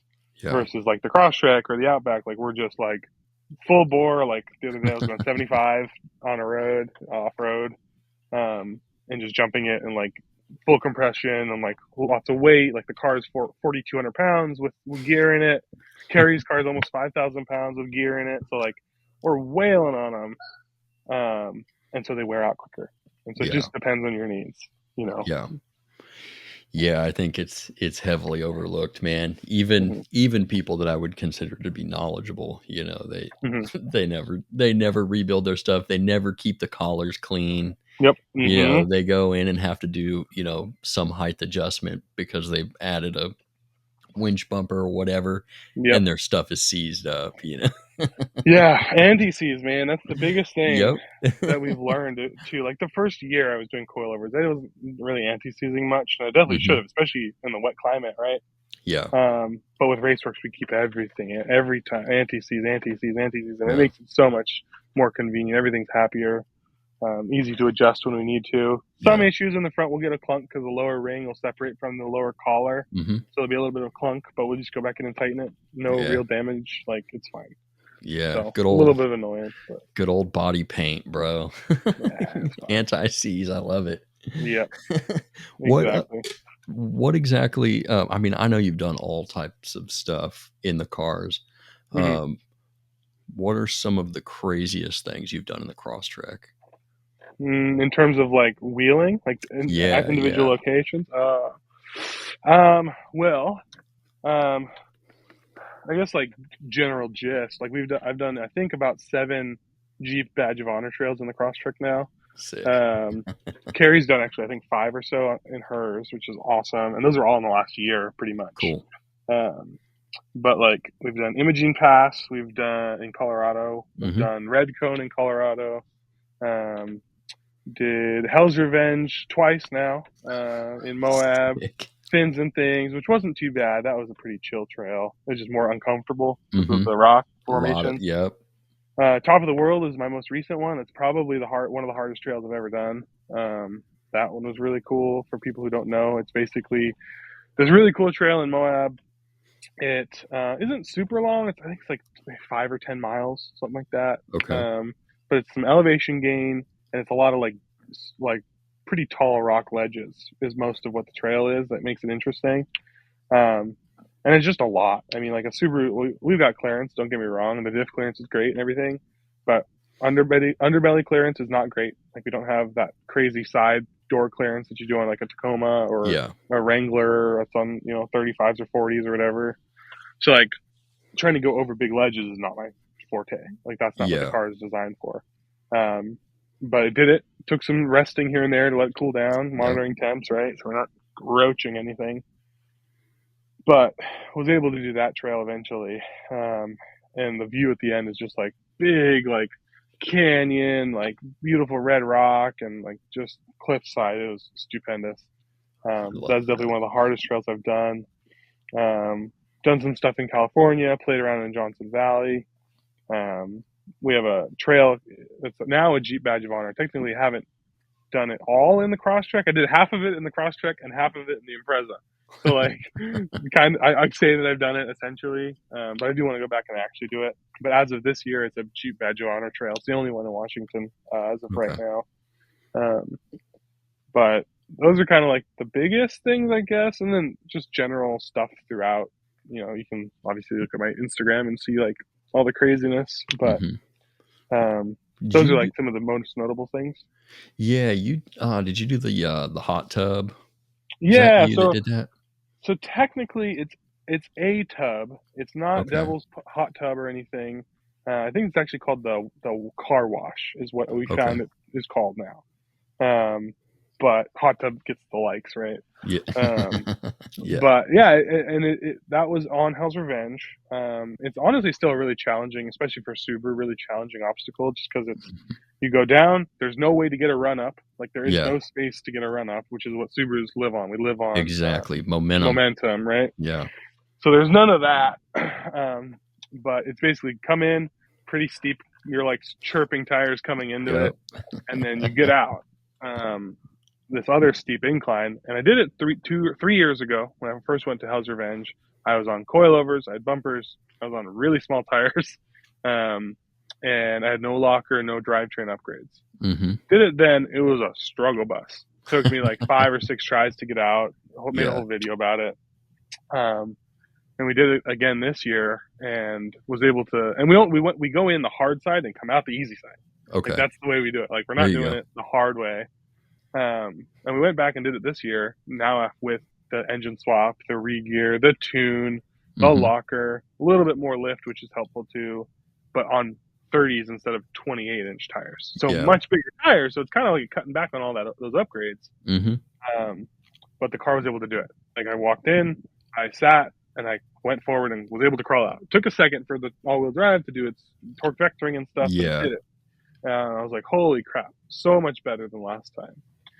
We threw Carrie in there. We were wanting to see how her car would do because she's historically had issues with her drivetrain, but she had just gotten her center clutches replaced. So like basically her center locker, center differential replaced. And she just gotten tuned. And she gets in there and walks right out of it, like even easier. I'm like, God damn it. Freaking amazing. So like we were able to do those, which was super cool. And then I was like, fuck it. Like we have other cars. I got my winch, whatever. I'm going to try it the hard way. Sick. So we went in the easy way and like staring at this cliff that I'm going to like climb up. And like, it's not straight up, but it feels pretty vertical, especially in car. And I try it, doesn't work. Like get halfway up and it's stuck. I'm like, all right, got no power. And then, so I back up, give it a little bit of a run because there's a little bit of space in there. And boop, boop, boop, fights its way, skirt, skirt, skirt, and climbs right out. And it was like a holy shit moment. It's like, oh, wow, okay, the upgrades are worth it. The car is significantly more capable than it was years ago. even with 100,000 more miles on the chassis, like it's still like, okay, I'm happy. Yeah. So that was a really good one. Mm-hmm. It actually got some press coverage back in the day. Yeah, I There was like remember. an article that was written about it. Yeah. I think that was in Road and Track, right? Or Car and Driver? Car and Driver, I think it Yeah. was. Okay. I can't remember exactly. The article's gone now. I think it expired or whatever. But Whack. I know, lame. Yeah, I went to go find it to Nerds. reference it, and I was like, whatever. I know in the back of my mind, people were sending it to me. They're like, holy crap. I'm like, yeah. So that was fun. Yeah. Did you, at any point, did you ever end up doing a, what was like a CVT cooler of any sort? Oh, yeah. Yeah. Yeah, so I've got CVT cooler and engine cooler on the Crosstrek. Okay. Are you running a thermostat to the CVT cooler, or just straight to the return line? Straight to. On the Impreza, we actually like deleted the OEM cooler, like the little warmer cooler can that's on the newer models, because we knew we're heating that mother trucker up. Oh, every time, yeah. But I kept it on my car for now. I think I will probably delete it if I see issues this summer. Like we haven't had issues yet with cooling. Just depends, right, on the trails that I'm doing. But if we get to Colorado, we're going to Colorado in a couple months. If we get there and it's hot, I might just bypass that too. But yeah, I've found like, generally speaking, especially the older CVTs, we just produce heat. Like they just are really bad about producing heat. Not as bad as Toyota hybrids. Toyota hybrids are garbage for creating heat off road. Yeah. But yeah, so for me, I was like, I don't need a thermostat. Like I know I'm going to be hot. Like I'm always hot. I'm running 30 tires, like 3 inches taller. They're heavier. My car's tall. My car's big. Aerodynamics don't exist. Yeah. So I know the car's under strain. So I just have always went for straight up, just straight cooling, just make it cool. And it works. It works great for the car, as far as I can tell. Hopefully, there's little nuanced stuff that I probably don't know, but it's good enough for me. And the car has been happy, and temperatures stay generally pretty cool. I still overheat if it's like 95 degrees out and I'm crawling for an hour. Like it's going to overheat. But I just take breaks and let it do its thing and work. I want to do additional fans on top to help with that, but we'll get to that someday. I was going to ask, is your cooler mounted in front of the condenser and radiator, just pulling from the accessory fan? Yeah, pretty much. I used to run it. So I bought a cooler that was recommended, I think 3 or 4 years ago. And it was recommended, but it was from people with second-gen Crosstreks, and they have a different front end, the way their core supports and everything are designed. So for them, it fit perfect, super easy. For me, couldn't make it work, or at least not at the time. I have like a center brace that was in the way that I couldn't get out of the way, and I was like, this is stupid. So I drilled holes into my bumper behind the winch and attached it to the bumper with like 4 inches between the condenser. So it had no airflow really, other than forced air. So it definitely wasn't as efficient as it could have been. But then this winter, we were down in California for King of the Hammers.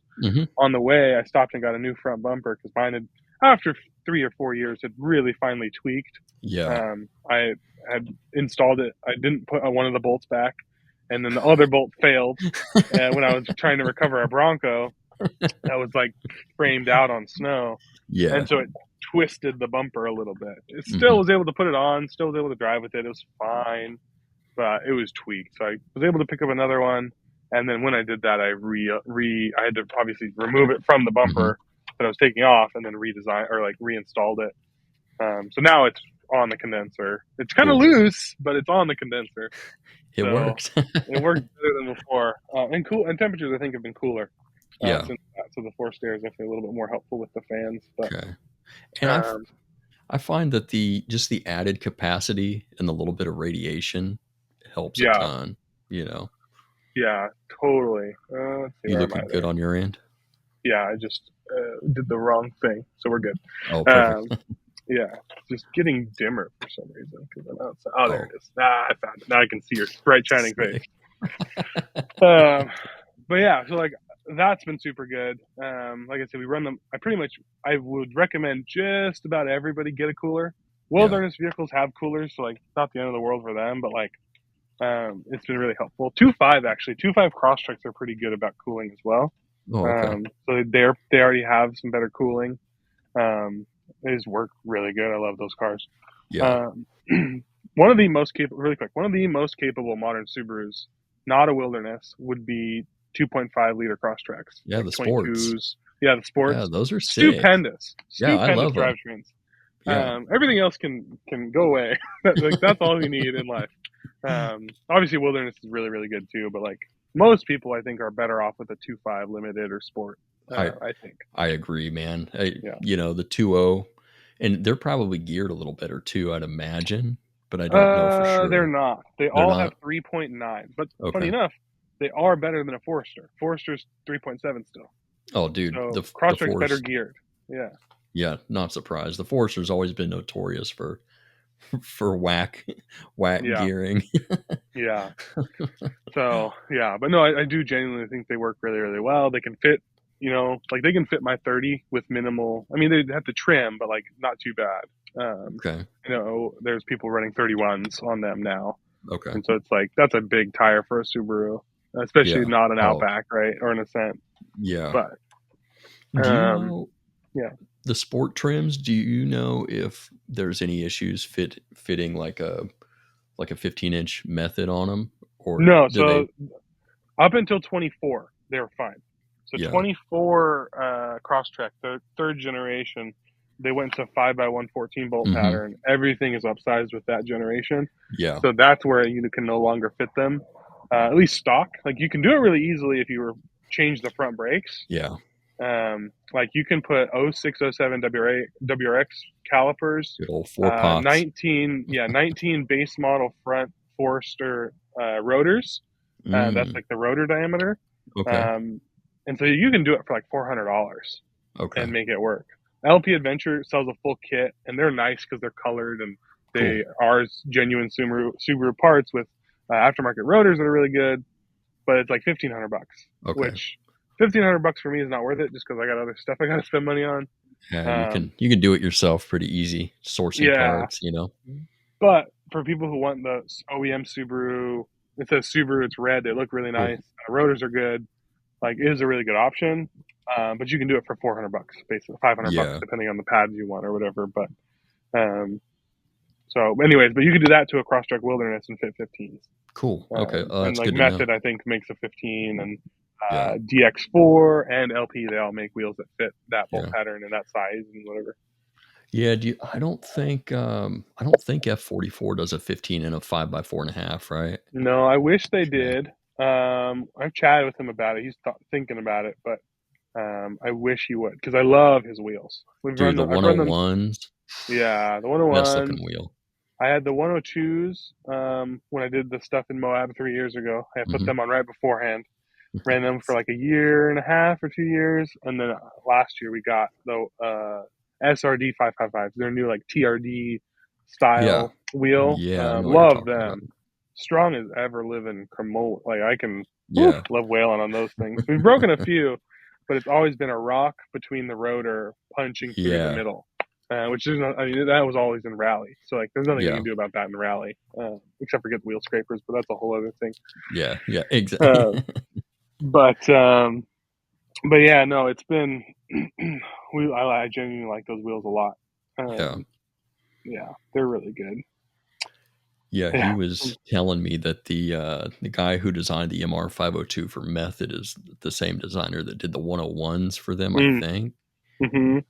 I think it's the 101 that's got that like sunflower style. Yeah, the flower. Yeah, Dude, such a it's good so like unique. Yeah. retro but modern looking wheel. Yep.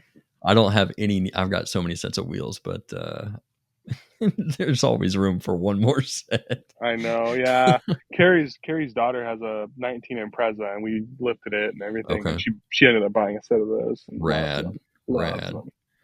Yeah. Heck yeah. I want to ask you about recovery. Yes. On Talk about it. Dude, on Subarus, it's a whole different beast. I know you've got front and rear bumpers. Um, are you running a winch? And do you have advice for people? Because I see people pulling from those goofy little eyelets all the time. Um, yeah. What's kind of your recommendation if you showed up in the middle of the woods, there was somebody buried up to the unibody? Um, would you dig out the tie down points underneath the car, or what would kind of be your approach So there? it totally depends. Yes, I'm running a winch. I run a Badlands winch from Okay. Harbor Freight, 5,500 pound synthetic, basically their Perfect. worn competitor. Run it for a few years. I have mixed reviews on it. Overall, it's been really good, and for the price, you can't beat it Oh, with the dude, warranty and everything. 100%. And it has been relatively reliable. I've had a couple instances where like I installed a new one because my line broke, so I bought a whole new one. And then I guess I over tightened something and I had to replace it because I broke a little stud or something. Um, and like I found out when I went to use it on trail, and I was like, oh, it doesn't work. Damn it. Oh, the worst, bro. Um, yeah, thankfully we had more and it was fine, but overall, I do think it's a pretty good thing. Always get the extended warranty on it, though, just Yeah, because I mean it's an expendable product at the end of the day. exactly. But long story short, with the recovering things, I would always prefer to use a hitch receiver. Mm-hmm. So like, yeah, like you said, the eyelet ones that are in your little tire carrier area in the back. I've had to use mine before. So there's a fun little story. First time I ever went snow wheeling, I had just got my tires not that long ago. The first year I had my car, I had it in the shop getting a new transmission when snow came into Seattle, so I didn't get to drive on it. So then I would wait a year, put tires on it. I had Toyo Open Country AT3s in a 215, 7515, pretty basic size, average upgrade for a Crosstrek, Christian Crosstrek. Yeah, I loved them. They worked great. Not the most durable tire in the world, but they worked really well for my needs at the time. But I was like, I'm going to go out and find some snow because it's snowing in the mountains near me. And I was like, I went out to get groceries, like just do a little, like some soda or something, whatever. Yeah. And I was wearing flip-flops, shorts, and a t-shirt. And I was like, oh, it's snowing up in the pass. I'm going to go up into the pass like 40 minutes away and see some snow. Like, this will be cool. And I'll come right back, like whatever. And I had never driven in the snow. I just got my tires like not long ago. So I went up to this trail of ours, favorite trail, up to Snoqualmie Pass off I-90.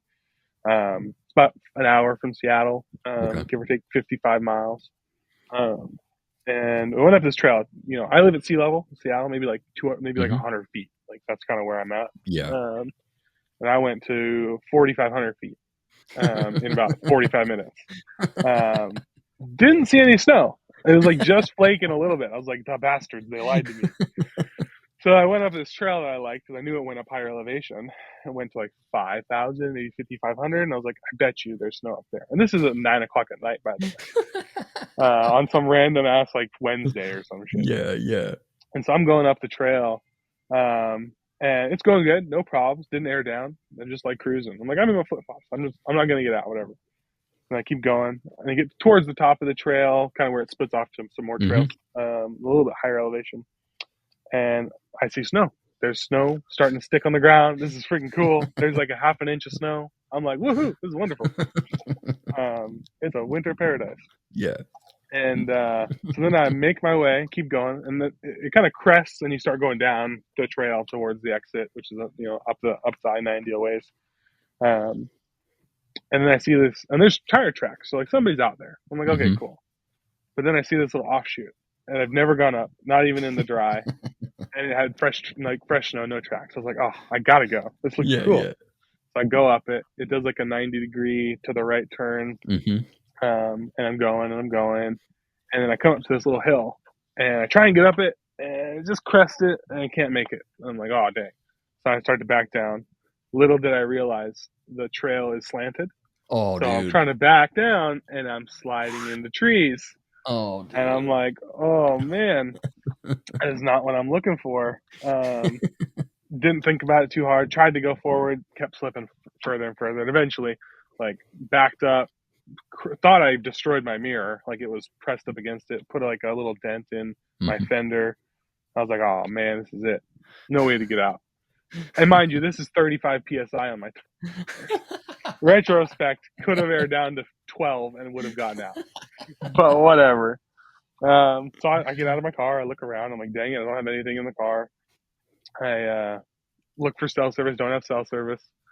So I walked 20 feet back behind my car, and this is like 4 inches of snow. Like this is a it's little bit enough. more snow. Yeah, it's enough to get you going, get your toes cold when you're in flip flops. Flip flops, yeah. So I'm back, and I walk back, and I get cell service like 20 feet behind me. So text like 4 or 5 people, and finally get somebody to respond. And they're like, long story short, they come out, and they're there by like 11, 12 o'clock. Bring in like a 4Runner and a Volkswagen it was a Volvo that came out to get me. Oh, gotcha. Okay. So they can't get me out. They're novices. They're just like family friends. Yeah. And so I just hop in the car. They give me some socks, and we go back into home. And then like 2 days later, a day later, I come back with some friends and chainsaw and a winch, and we get me figured out. Back to the eyelet thing. I didn't have recovery points. Yeah. And so we put my eyelet in the back bumper to try and use that to winch me out. I just did it by hand, right? Which is not enough threads. Yep.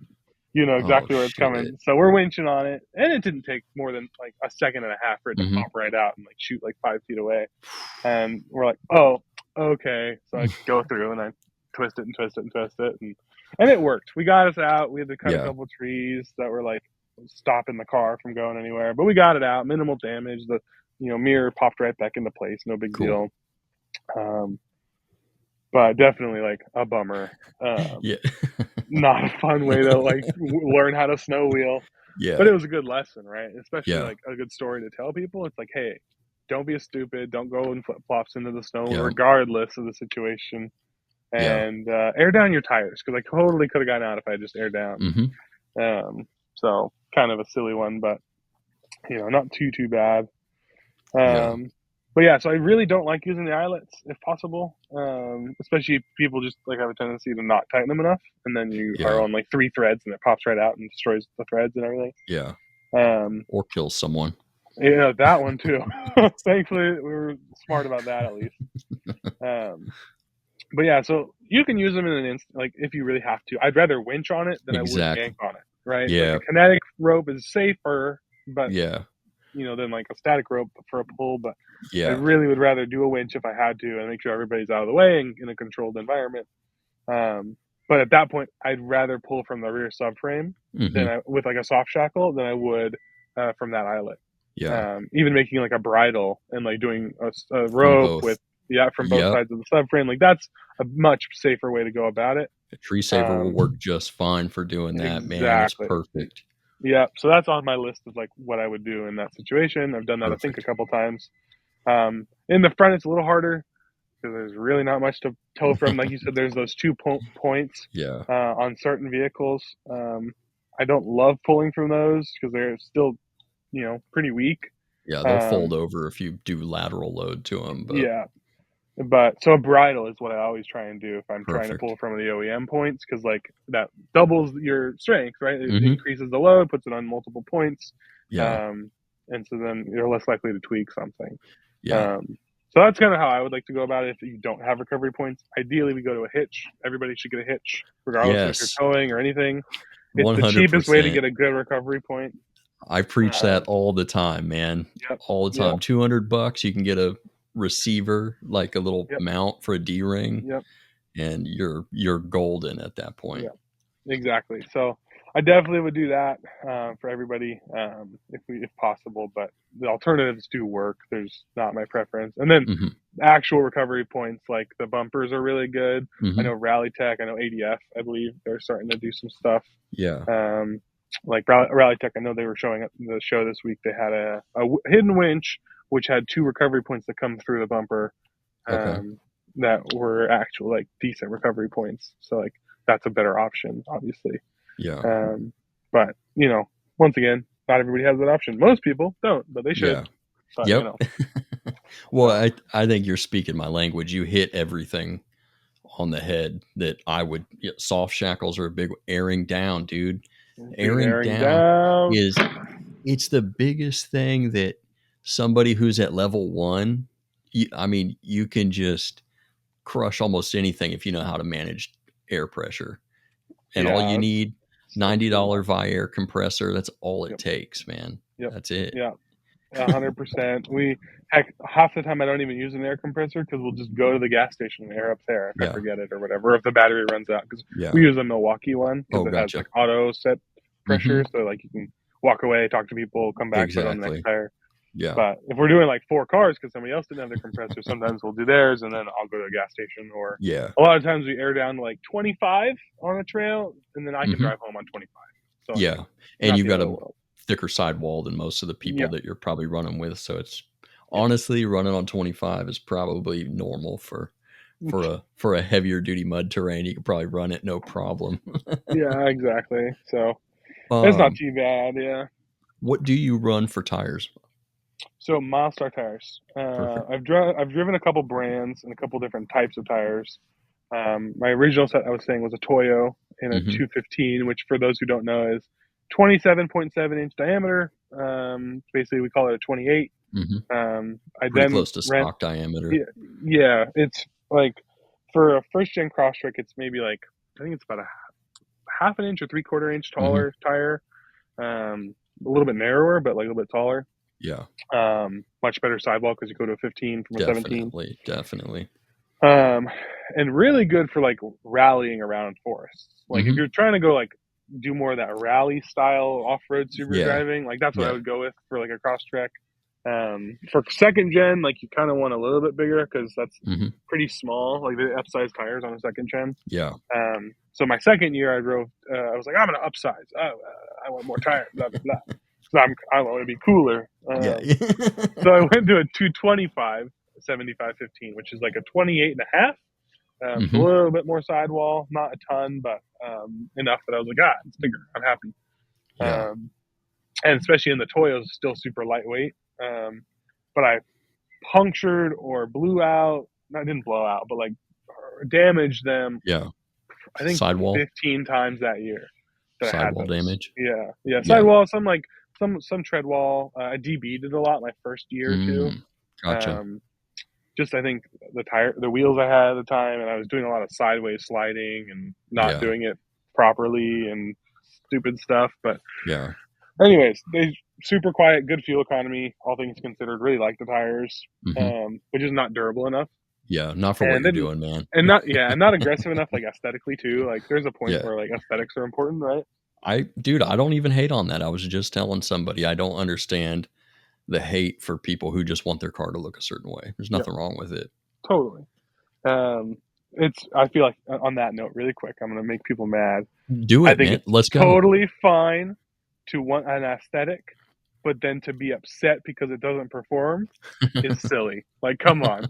Like, if you buy a tire and you want it to be aggressive looking and all that stuff, but then you're pissed off because it's so loud. Yeah. What the frick? Come on now. Oh, dude, I see people say that all the time. Oh, I love my KO2s, but they're, no kidding. You went from an all season to one of the more aggressive all terrains that's out there. 100%. So anyway, with that, we did the engine swap. I vowed that I wouldn't go bigger unless I got power somehow. Yeah. Figured out the engine swap, and probably about 3 months later, I went to a 235. So upsized again. Now it's a 29-inch tire, 28.9 or whatever. Technically, that was a 29.2, but anyways. Isn't that crazy how they all differ in size, bro? Yeah. But for those, I went to a Yokohama G003, or G0013, the mud train. MT. That's a good looking tire. Good looking tire. And honestly, for Subarus, I would probably say it's the best all-terrain that's on the market, or not all-terrain, mud terrain. Just because they're really lightweight. They're 10 in that size. They were 10 pounds lighter than a KM3 from BF Goodrich. Oh yeah, night and day difference for the drivability of your car. Definitely.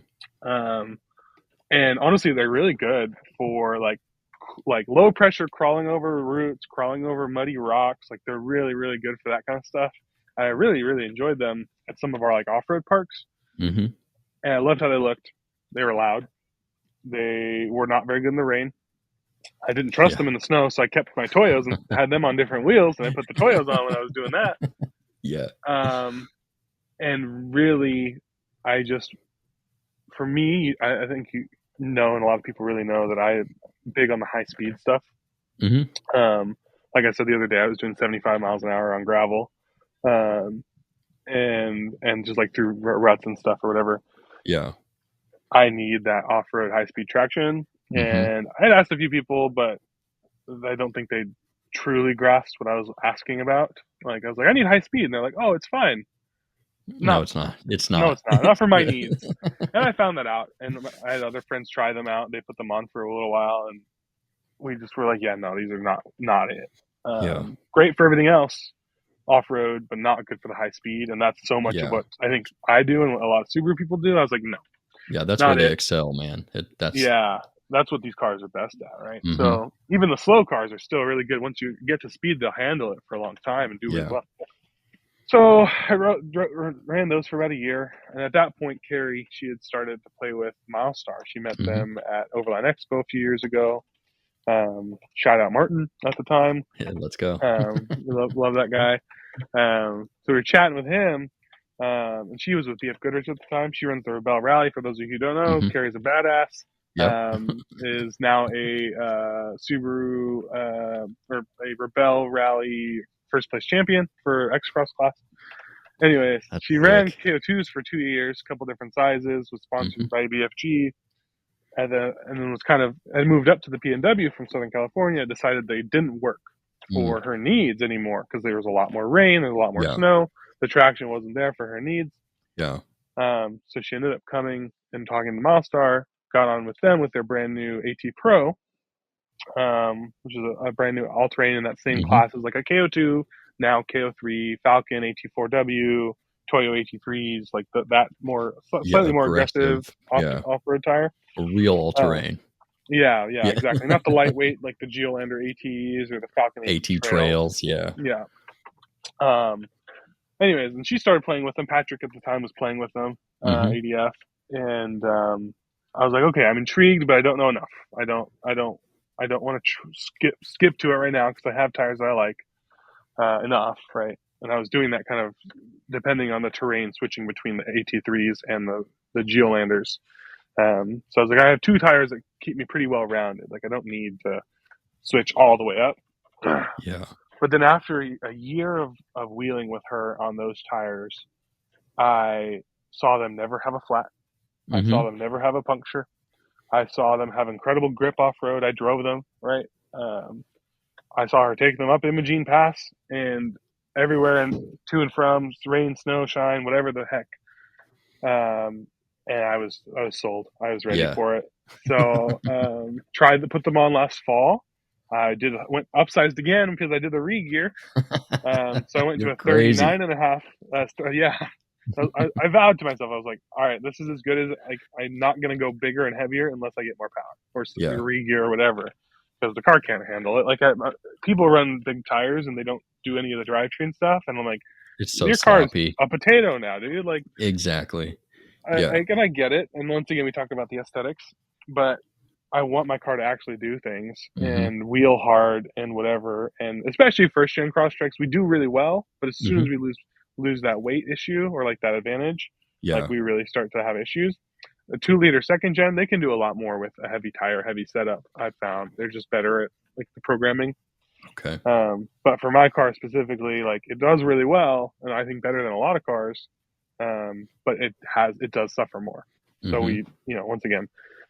So with the re-gear, I was like, okay, I'm going to upsize. I'm going to do it. I'm going to go 30s, 9.5 wide, 15-inch diameter. Let's go. Which have been amazing. Love them. They have really good tread depth. They have 18-30 seconds, which on a Subaru is a lot of tread depth. Is it usually like 14, right? 14, 30 seconds? Yep. Like Falcon AT3s and a 235, they come with 13. Okay. So like you're getting a lot of tread depth with that. Ton. And which has its downsides.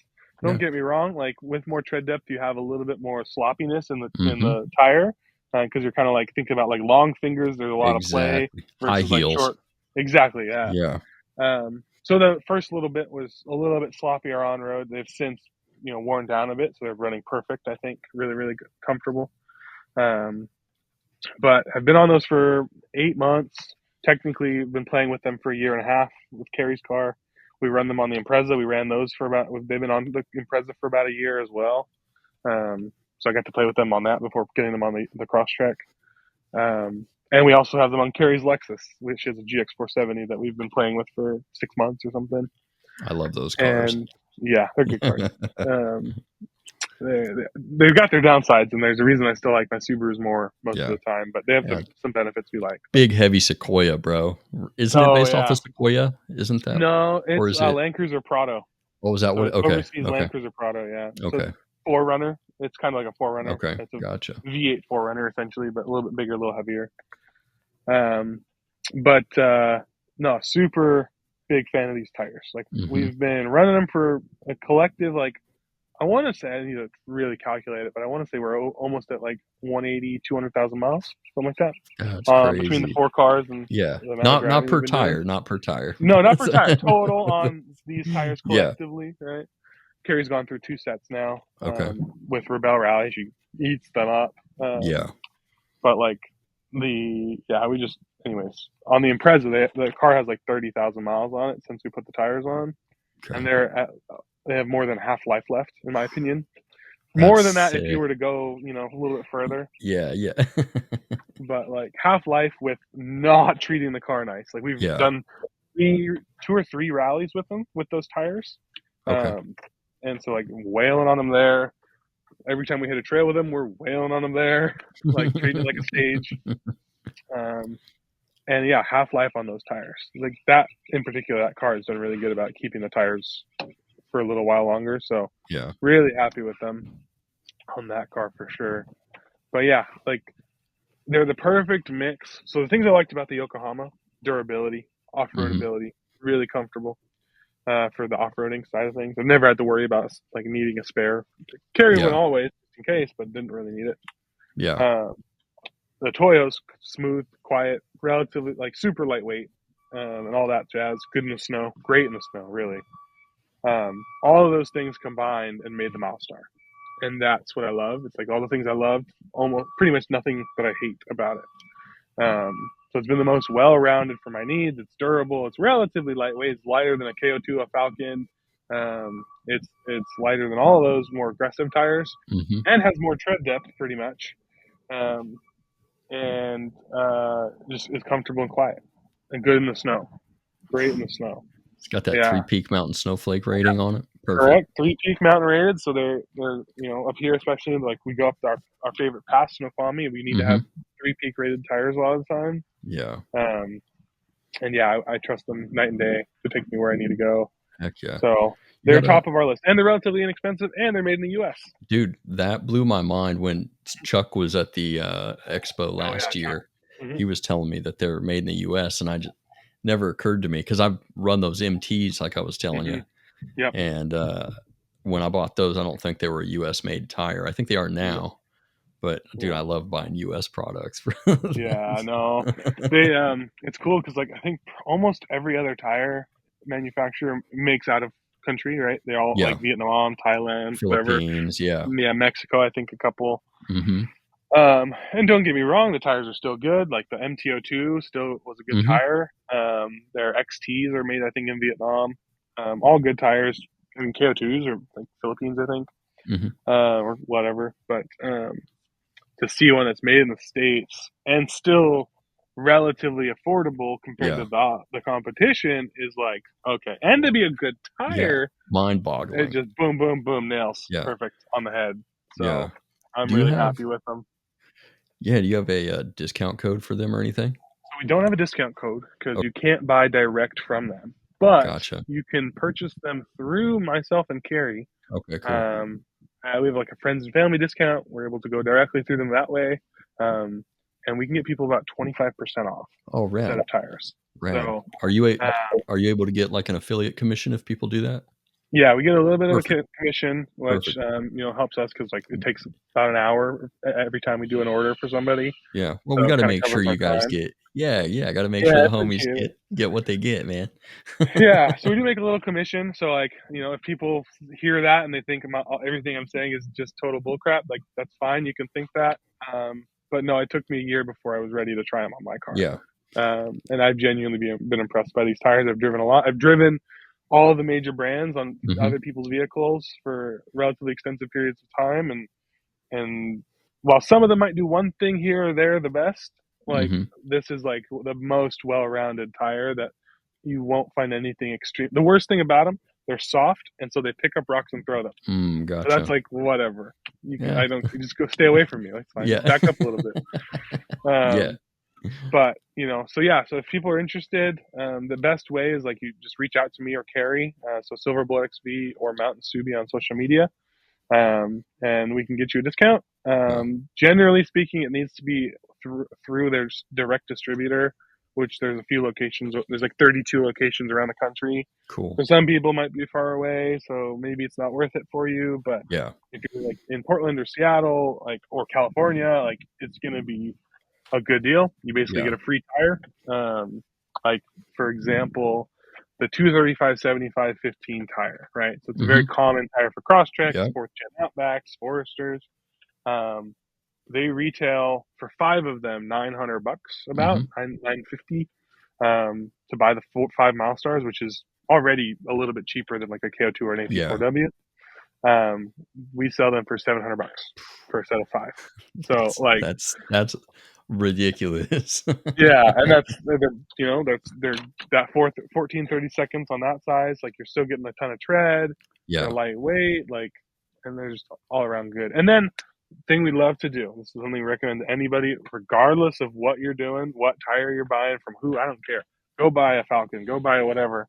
Take it to Discount Tire if you aren't already buying it from Discount Tire. Get the road hazard coverage. You can buy tires independently, take them to Discount Tire, and they'll give you a road hazard coverage certificate. I've done it many times. Exactly. Anywhere in the country where there's an America's Tire or Discount Tire, I think maybe one other name that they go by depending. You're covered. They'll get you a new tire within usually at most a week if they really have to order it from somewhere weird. But sometimes day up, and they'll be able to get you a replacement tire. It's like $40 versus $150, $250 depending on the size. Like, and this covers everything. Like you can do 38, you can do whatever. So I highly, highly recommend it. It saved my butt a lot with those Toyos. Like I said, I went through a lot of Toyos. So definitely recommend that for people. Heck yeah. But yeah, so cool. Yeah, anyway. I wanted to ask you about water crossings. I don't know that you do a lot of those, but I know there's no chance you've never done a water crossing. Correct. But what's I think everybody's got this idea, I need to go get a snorkel, I need to do all this, I need to do all that. And I see that. And then I also see people that will go through water that's not even that deep and just blast through it balls to the wall. That pisses me off so much, dude. I've seen so many people hydrolock doing that. What's kind of your, let's say you're out on the trails with somebody new and they're about to do one, what's kind of your advice to them? So there's 2 things to this. My advice is, whatever, we'll get to that. But at the end of the day, I let people do whatever they want to do. Because 1, I'm not your dad. And 2, I'm there to help you. So like if you really do frick it up and have an issue, like at least you'll have somebody there to support you. And people got to make their own decisions. But my general recommendation is don't blast through any water unless it's like if it's a 2-inch puddle that's like, like a 1.5 feet long, like who cares? No big deal. But if you're talking like 6 inches deep and you're blasting through, especially if you have bumper cuts or anything like that, where water can really get into that engine bay. I really don't recommend it. I used to. And then I hydrolocked. I was going to ask you about that. It wasn't a traditional hydrolock situation. We can talk about that later. But yeah, I've seen people hydrolock plenty of vehicles, or just stories about it, right? And yeah, it's cool. It's a cool picture, it's a cool video, but is it worth a new motor? No, never worth a new motor. Or a new ECU whole flash. That's the big one right there. Yeah, especially on like SG Foresters, right? Like your stuff's pretty low mounted. It's in the cab, but like not anymore. Oh gosh, yeah. So like, mine's up in the glove box now. That's good, yeah. So it's just not worth it. And, my recommendation is like always take it slow. Get that wake going in front of the vehicle, right? Yes, sir. So like you take it slow. I think it's like 10 miles an hour, maybe 15. Just like feel it out, obviously. But and I don't recommend going above in water that's at the deepest, like bottom of the door pinch weld area. Like if you can like open your door and like it's right where your door's hitting it as you open the door, like don't do that. That's no good. But like middle of the wheel, usually pretty safe, like 14, maybe like on my car, I can do like 16, 17 inches because it's taller. But like 12 to 14 inches is probably pretty safe. And so like get out of the car, stop, throw a rock in, get a stick, walk it through, like whatever. Let the Jeep go first. Let the guy who really wants to blow his motor go first. Like that's fine. And like definitely don't go through fast moving water. Like never go through fast moving water if it's not, if it's more than like an inch deep, like don't go through fast moving water. Yeah, it'll pick you up quick, man. Yeah, it does. Especially lighter vehicles with a lower belly pan. Like it's easy for us to get caught up. So I really don't get me, like I said, I do a lot of water crossings. Like we'll come up on a trail and there's a river that wasn't there last time we were there. So especially with the snow melt and the rain up here. So I generally try and hit those slow, controlled. Like I said, not past my door. Like that's bottom line, not past my door. And if I'm not familiar with it, I always get out and check it because it's not worth it. Never worth it. Even if you are familiar with it, somebody on 37s might have dug it out last week. Exactly, yeah. So water crossings are dangerous. We talk about them actually sometimes in our seminars because we, like I said, like a lot of people just splash through them and like it's fine. And then snorkels, like you can get a snorkel. I'm waiting on a snorkel right now. That's getting designed for the first gen Crosstrek, which should be pretty sweet. That's cool. Who's doing it? Brittany Designs. So Brittany, the Crosstrek. Yeah, right on. Scanned and is printing out cool. A really nice one. Oh, that's it's molded to the car. Finally, it has it molds to the OE box, so you use the OE filter still. Perfect. Because coming back to it, snorkels realistically are more about dust than they are about water. Exactly. Because the whole thing's got to be sealed. Yep, exactly. People forget that. Yeah, and being able to change your filter with a sealed anything is so hard. Yeah. And so for us, it's more about the dusty trails, especially in the summer, dust everywhere. Everywhere. So we just, for the health of the vehicle, right? We want to keep that dust down. And so this one will have like a pre-filter instead of being like a gooseneck type of thing, right? It's going to be the top.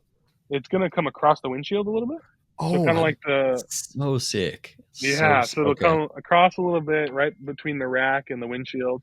Cool. And it'll have a little pre-filter that's oiled, like the wick, like the K&Ns. Yeah. But that'll be oiled so that the main one doesn't have to be. Perfect. And so we get like that extra bit up top that we can easily change, and then we'll have the main one at the bottom. And it's for dust more than water. Because even if you were to properly seal that intake for boxer engines, dude, we have low sitting engine bays. Our coil packs are like not right that high there. off the ground. So like it'd be really easy. And then right with those coil packs is the holes that go into the car. So like you can't go through that much water before you're getting everything just in a problem. So definitely not what snorkels are for, especially in Subarus. But like, don't get a snorkel for water. Like that's not where it's meant for. It'll help. Don't get me wrong. It'll help with the splashing and stuff. Like you can splash a little bit better through the puddles. So like 2-inch puddle, maybe now you can do a 4-inch puddle and splash just fine. Yeah. And have like zero risk. I mean, there's never zero risk, but you know what I mean? Like that's kind of the vibe with water crossings for me and how we kind of treat them. So. Yeah. Because I feel like if you do anything where you think you need a snorkel, there's all these other things that never get considered. Rear diffs, front diff even, man. Yep. Like, Yep, we have rear diff breathers on our rigs. Same. I don't think we have it on the Impreza, but the Impreza doesn't really see water like that. Yeah, you don't need it for rally cross events. Yeah, probably good there. Well, maybe our last one was pretty freaking wet, but no, we definitely don't worry about it too much. But definitely the rear diff breathers are a problem. The front's not so bad on at least our seats. Way up higher. Yeah, it's like up by the pit stop on my car, so not too bad. Yeah. But yeah, definitely want to be cognizant of that. The water for sure.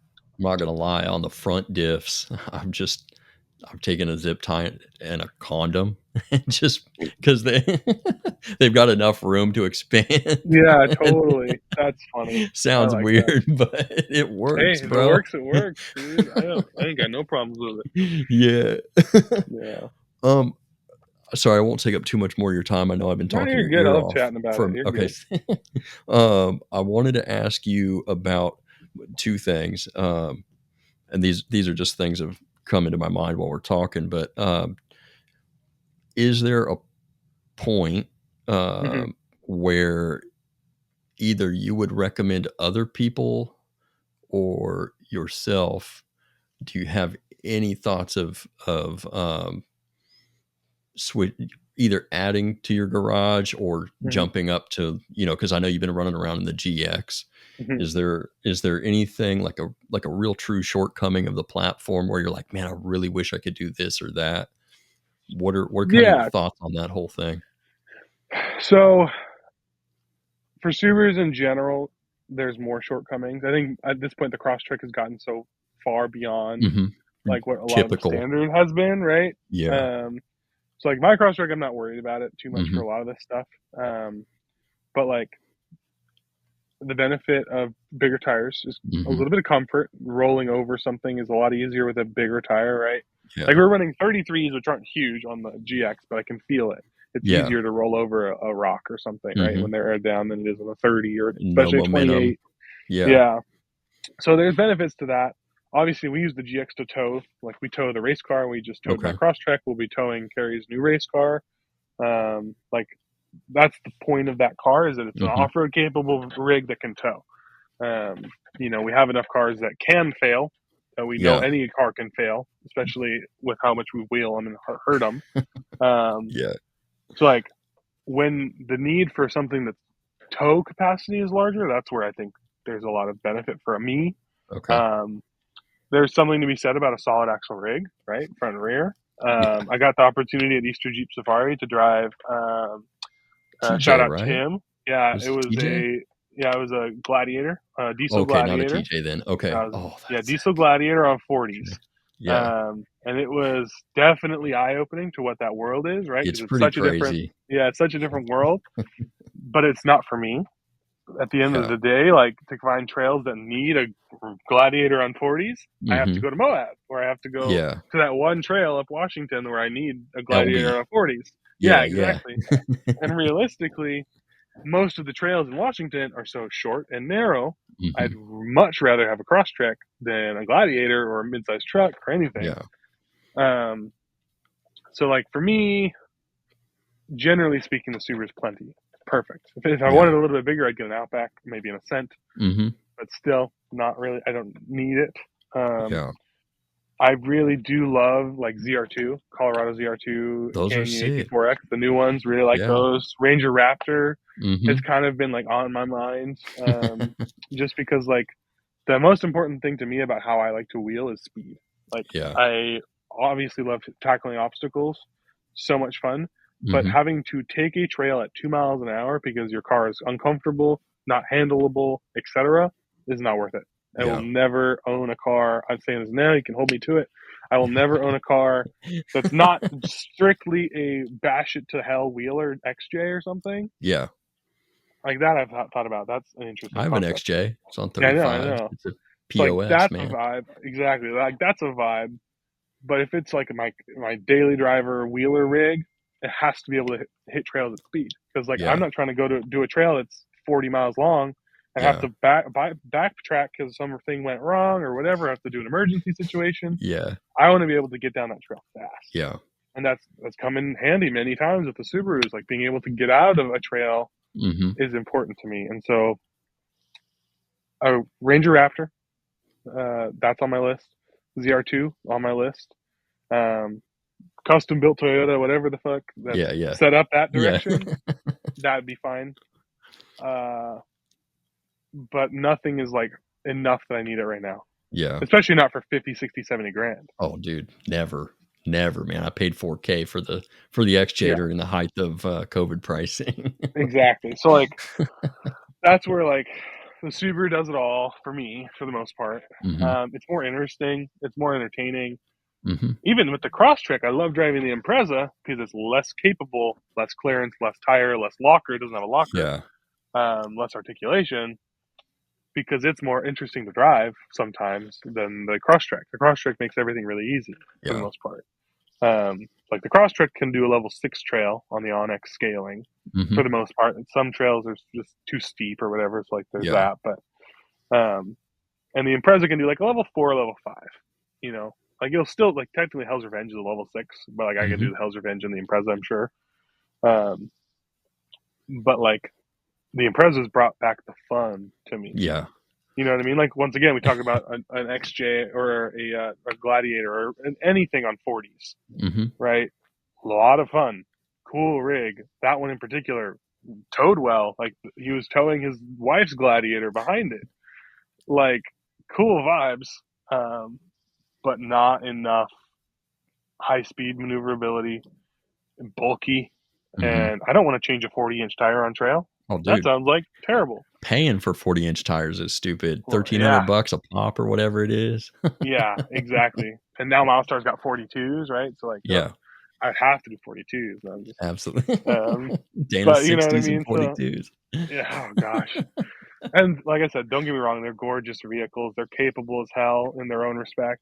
Yeah. But my style of driving definitely caters to the high speed, the maneuverable, with some of that crawling emphasis. So like that step would be, like I said, probably Ranger Raptor, because I fit in it better than I fit in a ZR2. I've sat in many ZR2s. I've driven a couple. I don't fit very well. I fit, unfortunately, I like them better aesthetically, and they have front and rear lockers and good travel suspension and all that stuff. My buddy has one and loves it, and it's great on 35s. Looks good, easy on 35s. But I just don't fit in it. So I would have to go and get myself a Ranger Raptor, which, don't get me wrong, a twin turbo V6 sounds great, making 500 foot-pounds of torque, but that's just a lot of bill, and and then I lose the size. It's still a big truck compared to the Subarus. Not a big truck in the scope of it, right? Like compared to Super Duty or whatever else. But it's just like even just a regular F-150. But for Washington trails, we're so grown in and everything. The size makes a big difference. So it's that whole what's that saying? It's more fun to drive a slow car fast than a fast car slow type of thing is sort of 100%. How I look at it. Because there's stuff where when I'm out in the XJ, I mean it's such a small, it weighs less than the Forester. Yeah. It's a tiny little car. Unibody, man. Yeah, exactly. On 35s, that thing will literally go, it's almost point and shoot. And sometimes it's fun, other times it's not, I'd way much rather be out here back on 31s, letting it bang limiter. Yep. And that's the thing is like I said, with the Impreza's brought a whole new level of it back that I missed. Cause I'll say to an extent, my Crosstrek's one of the most capable Crosstreks in the country. I don't think you'd be wrong in saying that. Yeah, which is great, and I feel like so proud of myself for being able to get there with the help of friends and the help of these other companies that have supported it. And it is such a fun car to drive. I've let a lot of people drive it before. They're all like, "It's a cheat code, dude." Like, no wonder like you're doing all this stuff because you can. But it makes stuff boring, like you said, with the XJ on 35s. It's obviously not as capable as an XJ on 35s in a lot of instances. Yeah, way more fun. But it's just fun. But like going to the Impreza has been like, okay, that gives me back what I loved 3 years ago when I built this car. Yeah, because like the shortcomings of the Crosstrek or Impreza has always been drivetrain. Like it manages power well, but it doesn't have enough to do anything with it. Yeah. As soon as you give it the power, because like for reference, the Impreza, it makes about 155 foot-pounds of torque. Okay. That same setup from that same tuner, they had seen stock about 108 foot-pounds of torque at the wheel, right? So like, we're talking about like 40% more power out of this car, and it essentially weighs the same as stock because we gutted the back, put a off-road bumper that replaced the crash bar. That's pretty simple. Skid plate package that's pretty simple, and then a slightly larger tire size, and that's all it has. It's super simple build. So it's got a better approach. It's skidded really well by Pat, so it's protected the heck. And then it has the Rallytech arms in the back. But like it's lightweight, and all the shortcomings of the drivetrain have been fixed. Perfect. Essentially. So it's got all the drivetrain I could ever want out of this car, and it just works really, really well. So, Heck yeah. but it's still low clearance, so I still have to think about my lines, and I have to Yeah. think about going over something and whatever. Yeah. So it brings a lot of the fun back into it. And it's really good for like loaning it out too. We've loaned it out to a few people. We loaned it out last week to Raph. Raphael. Yeah, From dude. Sumi and Raph is the You. man. Yeah. Yeah, homie dude, man. Shout out to Raph. Go check out the Yeah, podcast. literally. So he's gotten a chance to play with it for a whole week with him and his kids, and they loved it. Just had a blast. And it's the way we have it set up. You can definitely tell it's more rally car than it is on road car. Like it makes noises, it pops, clunks, etc. It bounces on the road because the coilovers aren't quite set up for on road. Yeah. But it is so much fun to just point and do whatever the hell you want with it off road. And like it'll do almost everything off road that you could want. And you just have to think about your clearance, and it just makes it fun. Makes it fun again. Yeah, so I really appreciate that car. I love that. Best $1,800 Carrie and I have ever spent. Man, do you think did we miss anything? I'm sure we missed plenty of stuff. There's too much to talk about. We can always do a 2.0 if we need to. Man, it's every month there's like 10 more things I could talk about. With people, it's like once again going in depth with suspension, going in depth with tires, drivetrain stuff, lockers. Like you can talk about anything for hours. And well, I feel people like get bored, but well, I feel like we hit on a lot of stuff that newcomers will pull value from. Because I mean, I like to entertain people, but at the same time, I remember when I got into this stuff, even back then it was even worse than it is now. It was like didn't even know lift kits existed for Subarus. It was like Forester suspension hodgepodge together with like GC8 top hats trying to make it work. Yep, I totally. Yeah, it's funny because like I got to miss a lot of the early stuff, right? Like I said, I came into this. I got the car in 2019. Didn't really build it out until summer of 2020. So like I started building it out in COVID. And so it's been a very different, I think, beginning for me than a lot of people. But it's really fun to see how it's kind of progressed in that same concept of like trying different things and putting stuff together to find the solution to the issue that people haven't found the solution to yet, or at least it's not quite what you want, right? It's funny. I used to get made fun of on Naziok or whatever, being like, "Hey, how would I lift this car?" People are like, "What are you smoking, bro?" They have like a whole suspension thread about like slamming cars. Which is cool, but I was like, no, let's go up. Let's go tall. Like we're trying to go hiking. Like we're not trying to go, do some hot boy stuff. Are there any like affiliate deals, discount codes, personal stuff you want to shout out? Yeah. So let me think. I got a long list. I worked with, I think, I want to say somewhere around a dozen companies that I genuinely believe in their product and have been supported by and support them.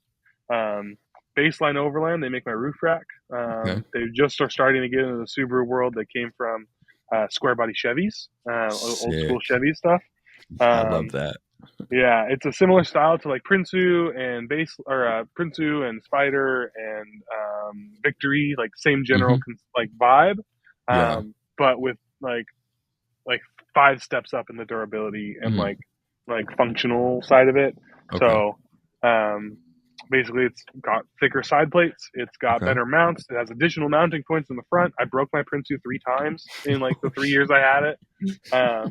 The baseline fixed all those issues. Well, and for a lot of cars it's totally fine, but for me I've had issues, and I know it's kind of potentially a me thing because of how I treat the car, but it's nice to have found something that really holds up to what I'm doing. And so if it's going to hold up to what I'm doing, it's going to hold up to what you're probably doing. So like, big fan of them. SilverbulletXV, and all of these are SilverbulletXV is the code for all of these companies. Perfect.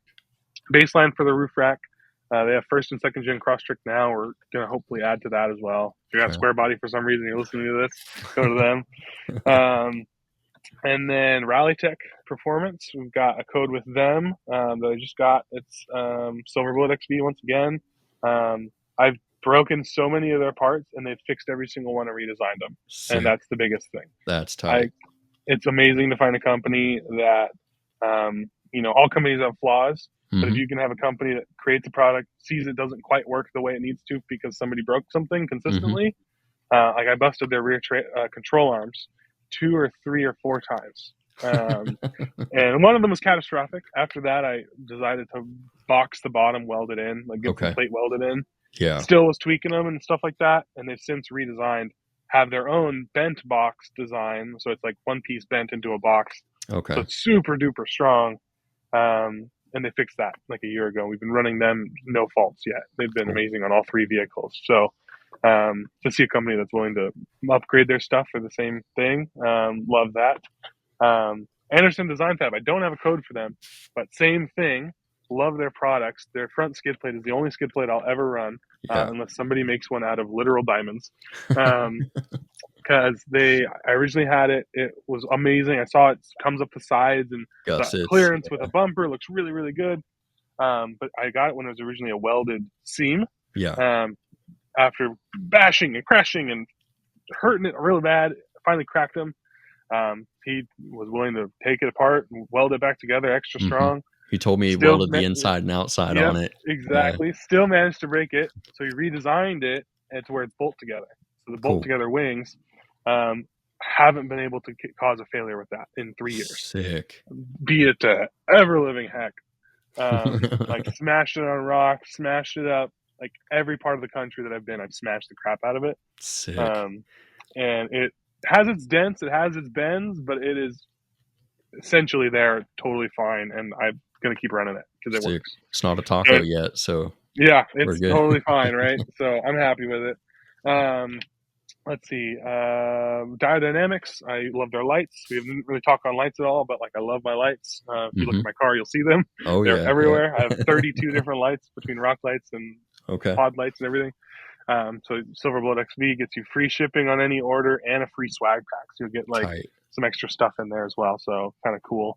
And that also, helps me out with a little bit of a commission. Nothing doesn't cost you guys anything, but it helps me go out and teach more people and break more things and learn how to improve the community. So if you guys want to, I appreciate it. And then once again, SilverBulletXV for Ultimate 9. It's my throttle controller. People scoff at them, but they work, man. Works so good, man. Like especially for like when I'm in traffic, I throw it in eco mode. Keeps my throttle down, helps me a lot because throttle's a little jumpy. When I'm crawling over an obstacle, if I need that control because it's like very complicated, like I throw it in eco mode. If I need more power to go up a steep thing, I'll throw it in auto mode, so it gives me extra power. Like honestly, been really, really happy with it. We run them on all the cars.